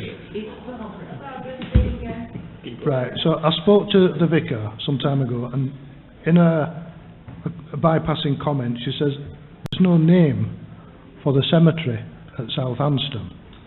And she says, would we be able to come up with a name? Now, besides Southampton Cemetery, I can't think of anything myself. So when we come to do the signs, when we come to replace the notice boards, if councils could probably think on, is possibly on that particular one, could we have some form of writing across the top to say so cemetery to be decided. So it needs to be put in conjunction with the rest. Yeah. Can I just ask what sort of quote you are getting at the moment? Because some of these boards that I've looked at, which we've already got round in the village, that have been produced by Barn somebody or Green Barn, are about £400 per actual board. They are hardwood, they are open to being refurbished rather than replaced because they are made of oak. Can I just add to that? We went down this route a few years since repairing some of the boards and restaining the posts. Unfortunately, the posts rot. The boards get pulled to pieces because they're not substantial, and it costs us more to repair and make them good than it would, I think, in actual fact, to replace them. So I think what we need is a quote for repairing and a quote for replacing, and then councils can make their mind up which road they want to go down. I personally, I prefer to take them all out and start again. Stuart, and then can we go back to a proposal? Right, just a quick one. Would it be an idea of looking at the black plastic recycled ones? I don't know what they look like in real life. I've seen pictures. They wouldn't rot. I think what needs to do with this is, and I'm looking at you, Clive, because you brought it up, but this needs to come back and be reworked in the sense that we've got money in reserves allocated for the update. We need to know which ones need repairing. It needs all pulling together in one, should we say, report, so we can see it in front of us to say, yes, we agree to do this, this and this. Because at the moment, we do it piecemeal, I think. We need to coordinate better, I think. If you contact me and I'm available, I'll come with you and help you.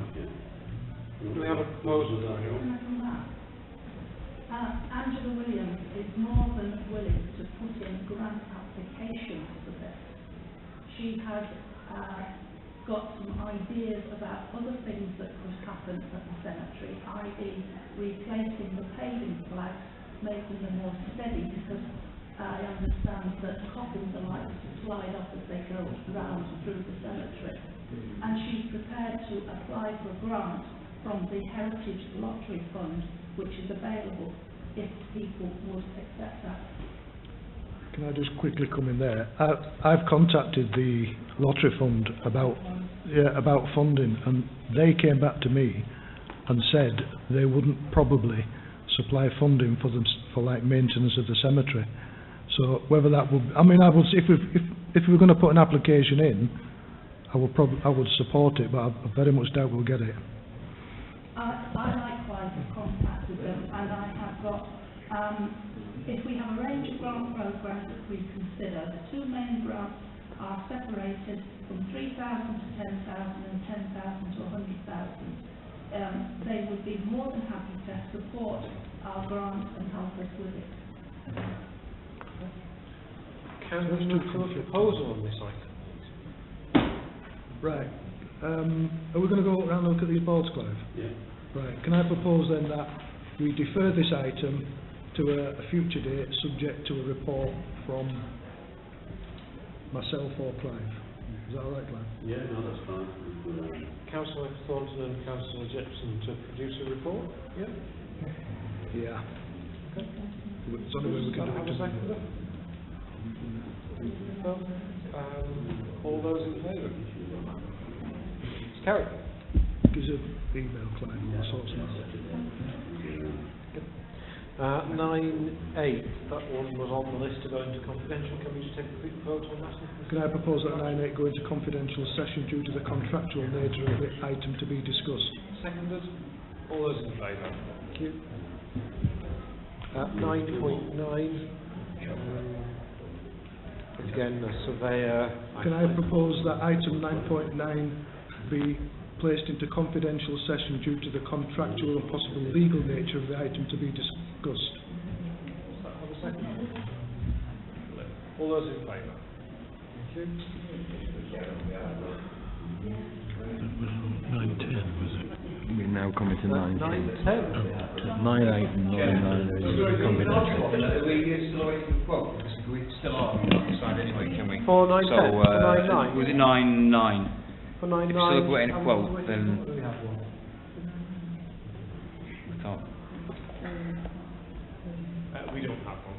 So we. Can I make a proposal that we just defer that till we get No. quotes? No, I've made a proposal that it goes into confidential Let's take session. that when we get to the confidential And we'll session. discuss it in confidential session.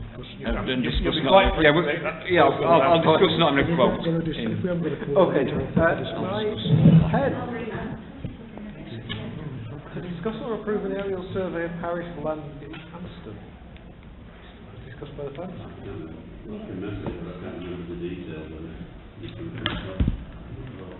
A friend of Michael's who's got a drone that takes the aerial photos. I don't remember any costs associated. No, he sent us an email which gave us a link to about 4 sites, which gave you examples of drones flying through there. Yeah. With no quotes as far as I'm aware. I would say we need it. I saw the examples that went on the website. You're quite right. This was brought to our attention, I think, by Michael. He has a friend with a drone, and the idea is that we fly the drones through the woods, taking pictures, with a view to putting it on the notice board.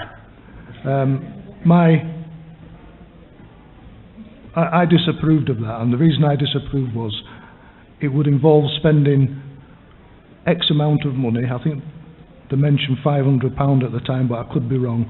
And I objected for the pure, and asked the question, I'm going to ask the question again. If we pay £500 or more or less to have a drone fly through the woods, what use are we going to put that film to? I can't see the point of doing something if it's just going to go on the website and just be, and I'll use probably the wrong wording, a pretty picture. To me, it's a waste of taxpayers' money. I quite agree that it would look good, but there's better things to spend money on, I think, personally. The unfortunate thing is,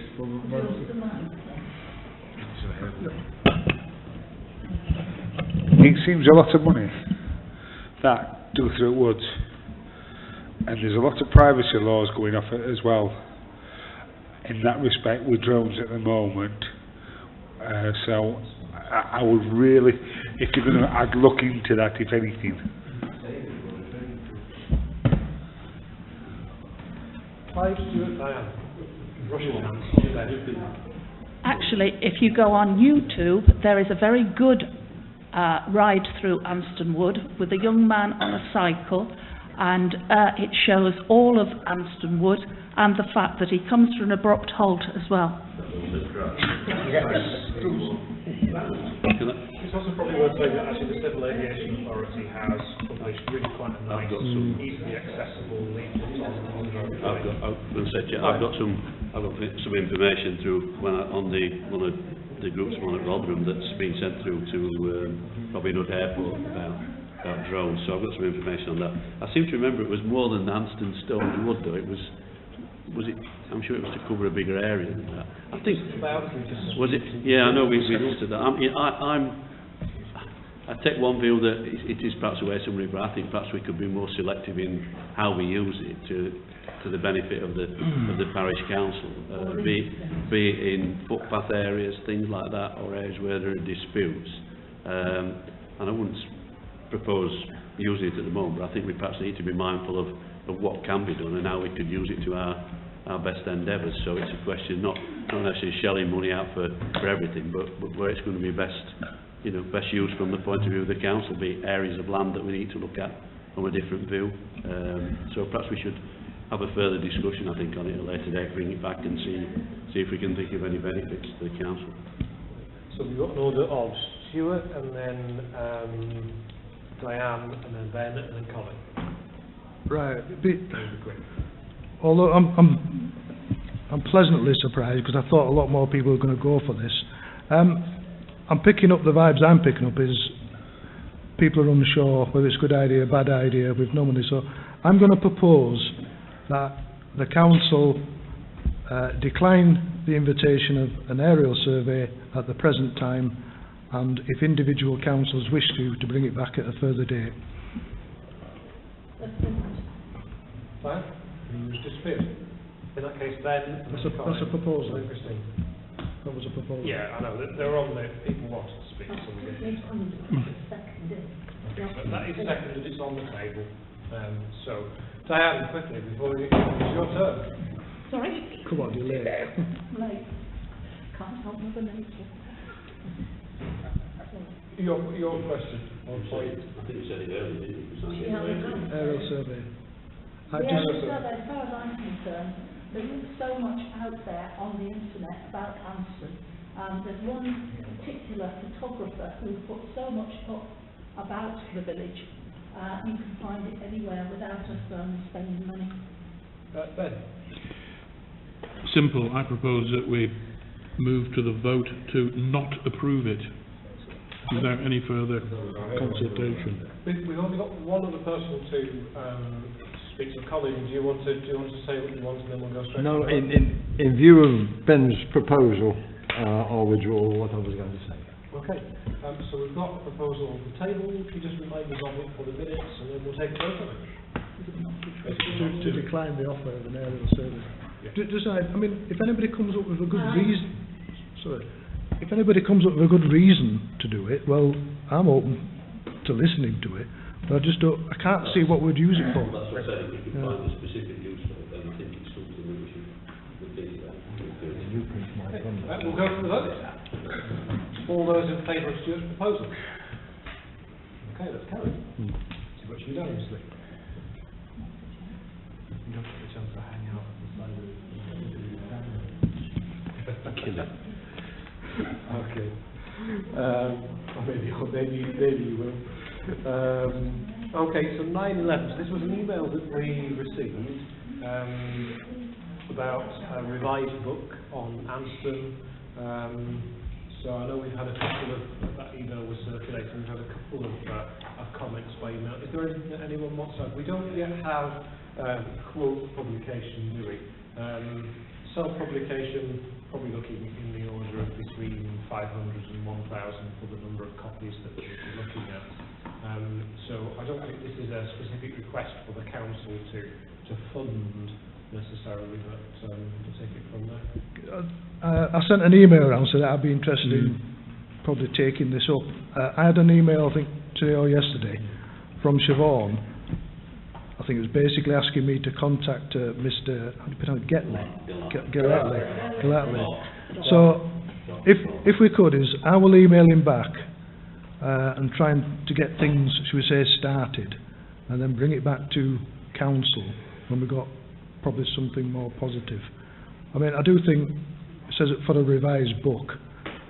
I'm only guessing the last books that come out must be not 10, 15, 20 years. So it's probably, yeah, they're quite popular, and I think I know lots of people who's had these books, and I do believe they were popular at the time. So if we can bring some form of history again back and revise it, I think that would be a good thing for the village. So if you wanted to leave it with me, and I'll speak to the person concerned, and we'll try and put something more positive. Can I just put a few words on? We've got Sorry. Clive, we've got Diane, we've got... Just quickly, I think Thomas is right. It's probably 30 years since. I think there are 3, aren't there, trilogy of books that were published one after another. I would like to try and support this. I'm going to try and find some funding to try and get it to move forward. I think really it wants redoing, but I think it wants updating as well, because we've gone 30 years and things have changed in the village since then. So I think we need to try and add a bit more on. I mean, I personally have got hundreds of photographs at home that date back from South and North Anston, all the way through the village. So I've got a lot of them, and some of those I think might be available to add in, but I think we perhaps need to look at it, plan it a bit more, so we're updating it as well as republishing the existing stuff. And if we can do it in one booklet, might be a bit big, but unless we split it into 2, but that's something to look at for Bob Gallatley and Stuart. But I'm quite happy to be involved in it to try and move it on. We've got a member of the public who does want to speak, so can I just take, Diane and Phil, and then we'll hear a proposal. The cost that you quoted, I think Miles said that it could be done for a lot cheaper than that through his through his printing firm. That's all. Stuart, I've known Bob many years, due to basically cricketing. And I've also, when we're playing for the church, would you mind if I go on the side with Bob, because I know Bob very personally from when I played cricket with him, because he was my skipper. Right, what I'm thinking on the lines is, I'll contact him with the view to arrange a meeting, and then I'll let people know, so I'll email you, I'll email Clive, and if anybody else wants to, say, join in, if you email me, I'll get back to you and we'll try and arrange a meeting.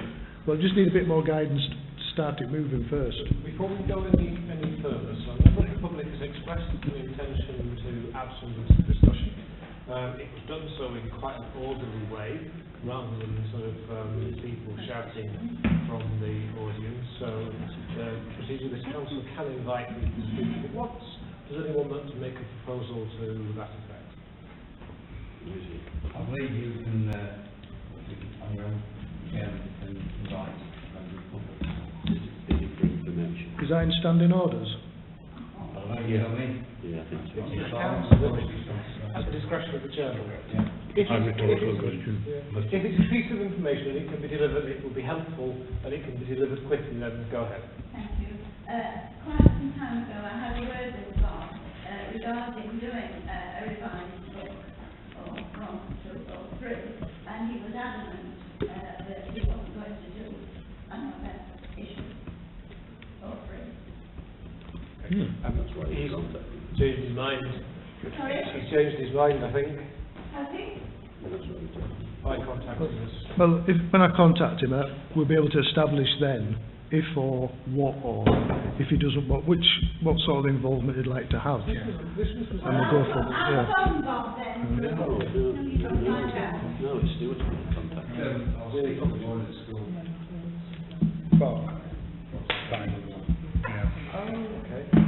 Sorry, I apologise. Slight confusion there. It was a resident actually who written in, it was a resident, not the author. Yeah. So the best thing for us to do is to obviously contact the author. Well, I'll just give you that information. Mrs. Stratford's died, hasn't she? Pence died, Pence Stratford. And the author has said he's willing to. So the author has actually said he's willing to do it. The costs would be. Leave it to me. So the author is willing to. No, it's Stuart. Right. So, proposal. propose that I contact Mr. Gallatley on behalf of the council in order to furtherance the issue. You're authorised to do that? Yeah. Second then? Yeah. Thanks. All those in favour? Brilliant, thank you. Okay, so 9:12, which was the one that I put back on the agenda, but I'm going to withdraw it because I believe that there's another application in process. Application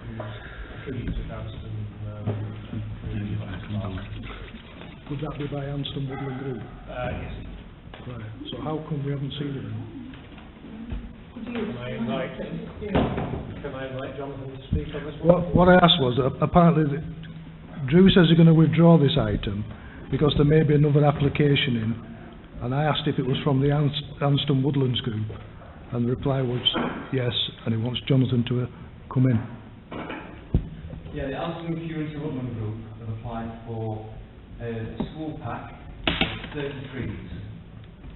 So, if they come through, speak to the school who were to go for, it could be used here instead.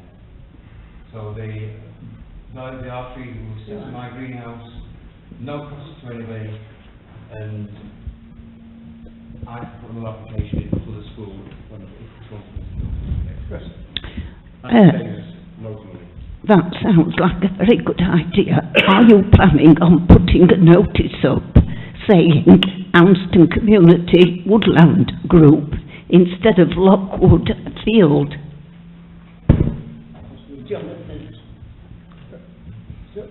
Yeah, the reason I asked if it was the Anston Woodland Group is there's been a lot of, I'm not going to go into it very much at the moment because I want it discussed in a future council meeting. There's been a lot of, shall we say, unhappiness with the way the trees were planted at Retford on the line of permission was not sought by this council. The chair's just now said that there's a plan in to put trees, or there's some form of plan afoot, maybe to put trees there. Again, we the council know nothing about it. Can I just say that if the Anston Woodland Group want to put trees on council land, they have to go through the proper procedure of writing to us and asking us permission. Because just by going and doing it, we'll run into all sorts of problems, like if they've been placed with no insurance, there was no permission, there's signs up which I believe should be taken down immediately because it's furthering the influence of one councillor, and I believe that councillor is using this council for his own personal advantage. However, I intend to put it on the council meeting next time. Just for the sake of moving on, I've withdrawn the item, so can we, now we've said those bits, can we move on? Sorry? We've got to discuss it next week. Can we have less interference from the public, please?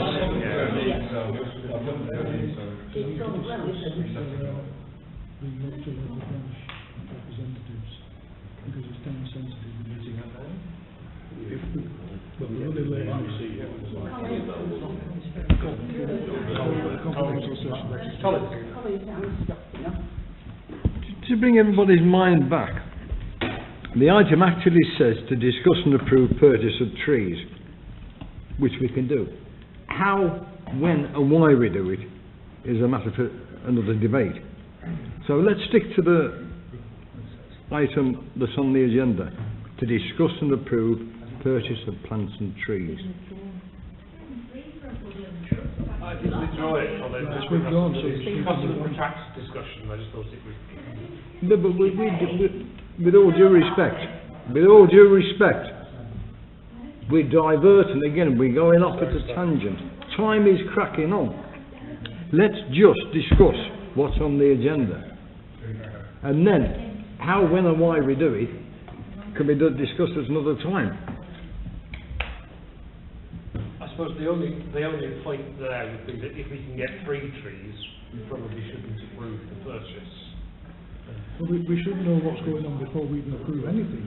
Can I just say, there's nothing actually going on. Can I just go back in time on this one? When we had the discussion about Jonathan's trees before, it was part of the discussion, nothing was resolved, but he said, if I have any spare trees or I can't plant them all, then there may be some available for Lockwood. And we said, well, if that's the case, that's fine, what variety are they, etc., etc.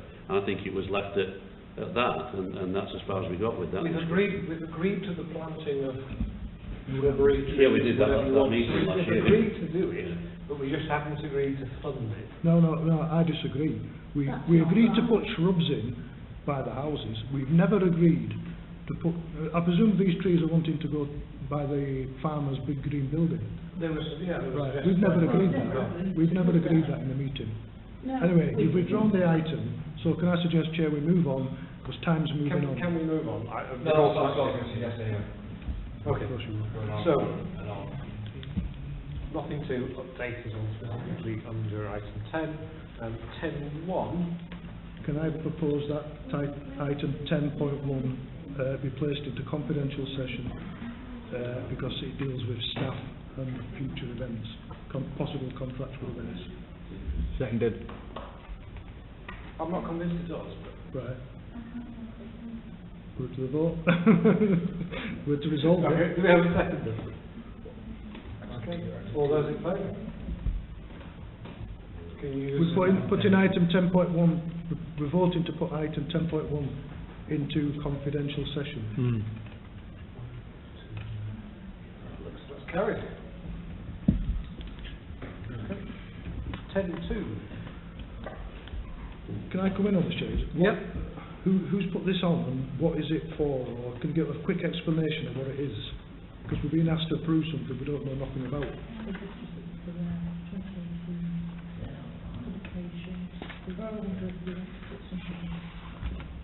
Do we want to put something in there? Do we want to pay for it?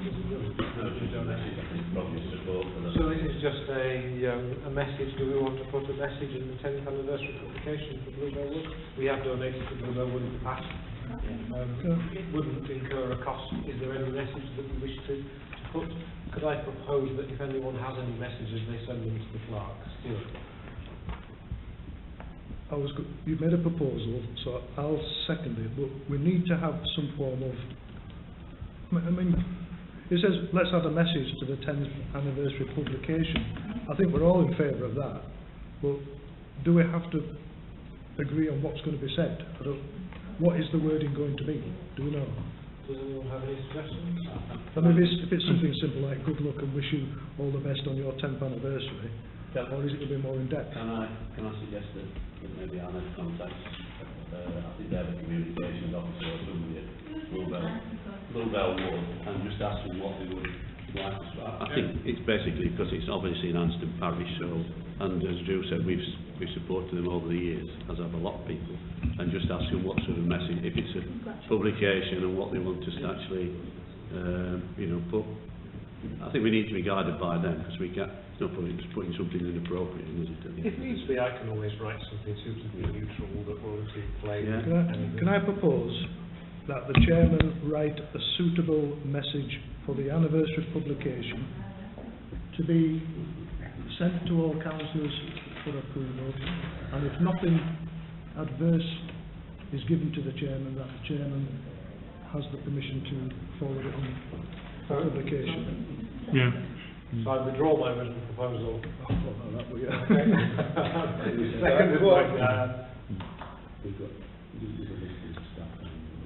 we'll get in touch. All those in favour? Thanks. Okay. Can I suggest that we just receive the items 10.3, 10.4, 10.5? Can I make a proposal to do that? 10.6? And 10.7. Yeah, I'm proposing it. Right, are you proposing it? I'm proposing it. Okay, yeah. 10.6. And 10.7.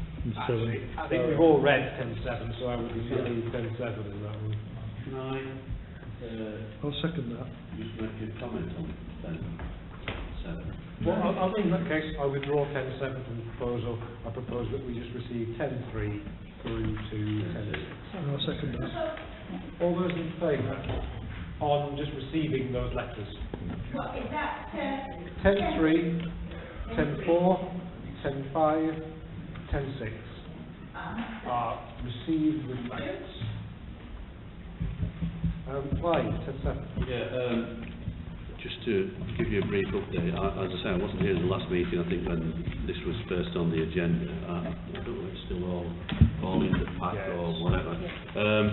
As you probably, I think the consultation closes on the 8th of May regarding the local government boundary changes. I was at a meeting of the Parish and Town Council working group in March, when we had a presentation from staff at RMBC about the warding areas and the numbers of councillors that are proposed.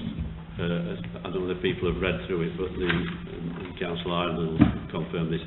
They've proposed this to reduce the number of ward councillors to 59 from 63, and the councillors at the present sending its response off, I think, in time for that day. I have been to, I don't know where Jonathan's been to a meeting, I've been to one about the proposed boundary changes, and it does involve some movement in most of the areas to try and get, the problem is the electoral numbers that they're looking for, the Boundary Commission and the Electoral Commission, and at the moment they've taken into account the proposed housing developments to 2020, and I'm aware of what the Borough Council is proposing, but I'm not going to say it at this moment in time because I'm not quite sure whether that's in order to do so. But there are proposals for some of the numbers of ward councils to change in certain wards, and it may be that there are more wards created at the end of the day to make it a workable 59. But again, it's all down to the numbers of electors in each ward. So as and when I find any more out on that and I'm able to bring it back to council, I will do, but until the Borough Council response has gone in. The Parish Council, by the way, is able to make any comments they think about the warding arrangements. We did raise at that meeting that some of the ward, they can't alter parish boundaries, that's one of the things that's not open grabs, it's purely how they rework the ward boundaries, and we did raise the issue about boundaries within parishes and adjoining towns as well, such as Dinnington, etc., and how Anston's been split in half by the A57, when really it's always been the River Ryton that's been the split between North and South Anston, and that's led to a lot of confusion with people living on Wilberforce Road in that area that were traditionally in South Anston, but now they find themselves in North Anston through no fault of their own. So we've raised issues about that, but it will, I mean, the Borough Council will put its representations in, but at the end of the day it'll be the Boundary Commission that makes its decisions, and that'll be later on in this year. So once that's gone in, I'll bring more information back to the Parish Council just to keep them informed. Thank you. Thanks. Any other comments on that, or are you happy to receive that? Can I propose that we just receive that letter and individual councillors may reply as they wish? Okay. And on to 10A, Councillor Fulton. Right, this is to do with... Where would you vote? I propose... Terrible. I propose... It's proposed that seconded, the clerk's point rightly, show of hands, please. Thank you. 10.8. I've put this item on the agenda because every year we have to nominate, well, we don't have to nominate, but we nominate 2 councillors to be our parish council representatives on the South Yorkshire branch of the Yorkshire Local Councils Association. And normally it's done later in the year, but the rules are slightly changing. In the past it was, for want of a better word, just nodded through for a lot of councils. But the Yorkshire Local Councils Association are now asking for minuted nominations to prove that councillors have been authorised by their parish councils. So what I'm asking is we need to appoint 2 members to represent the parish council on the South Yorkshire branch. Now I'd like to put myself forward again with a view that I'm already on the executive board, and I'm looking to put my name forward to go on the executive board again for next year. Clive was the other representative. I don't know if you want to nominate yourself or not. I'll do it again. Right, so I'd like to propose that the council agree that I be... But do you want to do it, yeah? Yeah. Anybody else like to do it? I'd like... It's fair that we open nominations, so please, if you want to represent the council, you should. Can I try to point on this? It does actually, this is for APC, for the YLCA Joint Executive Board. It's the wrong wording. It's not that. It's to appoint branch representatives. And when we get to the branch, at the next annual meeting of the branch, which I think is in July, that's when the branch will ask for 5 nominations from the branch. The numbers have changed, haven't they? Or Yeah. Rotherham, Sheffield, they've Yeah. got a letter or whatever. But the Not branch, getting into too much discussion, because we're yeah, short the of branch time. will decide on members nominated for the executive board, but you have to be approved by your council to get to the South Yorkshire branch. So can I propose that myself and Clive represent the parish council at the South Yorkshire branch of the Yorkshire Local Councils Association? Seconded. Anybody else want to speak now? Stick up your hand, scream. Okay, so that's on the table, it's proposed at second, all those in favour? It's carried. That must, When meetings are held locally, they're usually held at, we've had one at Aston and Biddington. Councillors can still turn up even though they're not nominated from the parish council, so to any council to turn up, so the more the merrier. And sometimes they're really interesting discussions that are on the agenda, so say we had one at Biddington last year which was well attended, and it was quite good, so I don't propose sending people to all of the Doncaster and wherever, but when we do have them locally, if people can get to it, it's worthwhile, because you do meet the councils from all the parishes. So 10.9, do we want to vote on moving it into confidential session? Yeah. Mm-hmm.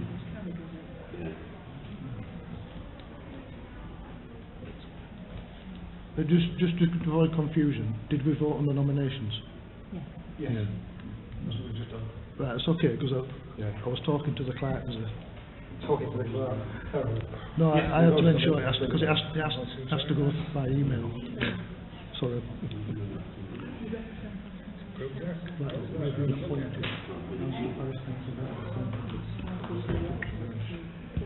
Jonathan? Can you start with it's 10.9? I'll get the microphone. But will this be an open document when it's published that anyone in the public can read? If it is approved. So, is there any need for it to actually go into yes. Is there any need to go into confidential, as it will be an open document and it won't be a confidential document? And it's not discussing actual contracts or tenders. If I can answer that, the details. it will only be open. I just want to warn members that obviously this is a debate that I imagine is going to rage for a little while. We have to go into public session, and then if we're going to have anything of confidential session left, we'll have to resolve to suspend standing orders. So we want to keep this brief. Can I propose that 10.9 go into confidential session due to the contractual nature of the item to be discussed? Sorry, Colin. I think Colin was going to answer. Yeah, what I was going to say, I was going to follow up what I was going to say, what Stuart said. It will only be open initially to contractors. It's an informal, it is a formal application to tender. And the reason I prefer to go into confidential session initially is because there may be certain contractual items, or there may be other points that other councillors want to raise. Are you seconding it to go into confidential session? Right. So proposed, seconded, all those in favour? Carried. Okay, so now, if we are okay to do that, we will resolve to adjourn the meeting in order for the public to raise any issues regarding today's meeting. Time is 10 minutes, starting at 9:15. Questions? Kevin, your hand was up first. Before I ask a question, I would like to ask Chair if you can answer this question. I'll try it if I know the answer to it, but definitely try. Well, I'm speaking on behalf of a contractor or an ex-contractor, which is one of councillors has got a complaint from the parish council to standard for that, but yet showing an interest, not showing an interest on that part. If ever Mr. Pearson asks a question, Stuart admits he has this complaint about it, and they won't answer the question. It's quite willing, and all the councillors here have sat down to do it, to put contract agreements into private session, when you could actually have personal interest. Okay, so the comment that you're raising about today's meeting, because we'll not get into a discussion. So I think effectively what you're saying is you're asking a councillor to declare an interest, or you're commenting that the councillor didn't declare it. To be aware of what they're allowing to do in private session. Because as a member of the public I'm sat with, and I think that, or I feel that I ought to write the standards board and say to the standards board that I've actual business is happening in this meeting. Yeah, do it. Which I don't really want to, but I want councillors to be aware that could happen. We have to go away the court. We have to go away the court. Sorry, I didn't realise. I'm quite happy to tell you why I'm recording, because every time you or Mr Pearson make comments about me and the Standards Board, excuse me, I'm speaking. You asked me to speak. Right, I'm quite happy to speak to the chair. Every time Mr Pearson or Mr Kavanagh makes comments about me and threaten to send me to the Standards Committee, I take that as bullying, discrimination and intimidation. And with your statement about sending me to the Standards Committee, see, you're interrupting me now, so what I'm going to do is I'm not going to talk no more, Chair, because they don't listen to what's being said. Ask him to be quiet, because he's not allowed to go into dialogue. Points raised at this point Won't start playing the relate to today's meeting. So if the statement is you believe a councillor should have made a declaration of interest, that's the point related to today's meeting. No, today I'm making the point that other councillors should be aware. Can I stand on a point of order? My point of order, Chair, is this. Excuse me, I'm stood and he's still talking, so you need to tell him, Chair, that he has to cease speaking when I stand up. Right, my point of order is this. This item on the agenda is to allow members of the public to make comments on things that have happened in the meeting today, not to carry on a dialogue or attack individual councillors. You can laugh as much as you want, Mr Kavanagh, but you are quite a serious problem to this council, and your bullying, discrimination and intimidation of councillors is unacceptable. Chair, I'm going to ask you now, Chair, to implement the rules, because he's carrying on and he's doing it. You're turning into verbal abuse here, it's not good enough. Okay, please can you stop? It's all recorded. It's all recorded. Do we have any other points that members of the public would like to raise about today's meeting? Sandra? Right, I understand that the council gave some land to the British Club. Is this a point related to today's meeting? Yes, because what I'm saying is, why can you not give land to the skate park children? It wasn't discussed in this meeting. So Yeah, how about land for the skate park? When you're giving land, Can I stand on a point of order I don't again? believe that. Right, can I just read out, Chair? Right, can I just read out item 13? To resolve to adjourn the meeting in order to allow the public to raise any issues regarding today's meeting, no resolutions may be moved, etc. Sandra, with all due respect, we haven't discussed the skate park in tonight's meeting. I'm trying my best to say to you. We don't discuss the skate park in any meeting. No, You don't but I'm want trying it. to. I'm not even bothered. You're not going to get anywhere. Just come and argue. Okay, it's not part of this meeting. It was asked as a question at the start of the meeting. The last thing I'll say is, just to the best of my knowledge, the council has actually transferred land. Michael has mentioned that we still own the land just that the cricket club are, so they were allowed to extend their grass onto there. But it wasn't regarding today's meeting. So do we have any other comments from the public about today's meeting? About today's meeting? Points about today's meeting? No, what you said about the land for the cricket club. Michael said they extended the cricket club. So we're getting into a discussion. We are getting into a discussion. Do you mind if I clear this one up with you? Or Michael would be the person to talk to about the transfer of that. I think that this has been going on for years. You know, this council is disappointed. 3 generations of children. They help the cemetery. They give money to the cemetery. this tax back to Tesco, give them Up to you to stop it. I'm sorry. Sandra, you can't come to a council meeting and just Anyway, repeat the same we've thing. answered the question, but we can't give the land, so we need to go further unless you can find some land in Hamilton that we can use. We We will. can't use that land. Can I suggest that Councillor Manship actually puts these things on the agenda? No, he did, but he wasn't allowed to talk. He's not allowed to talk.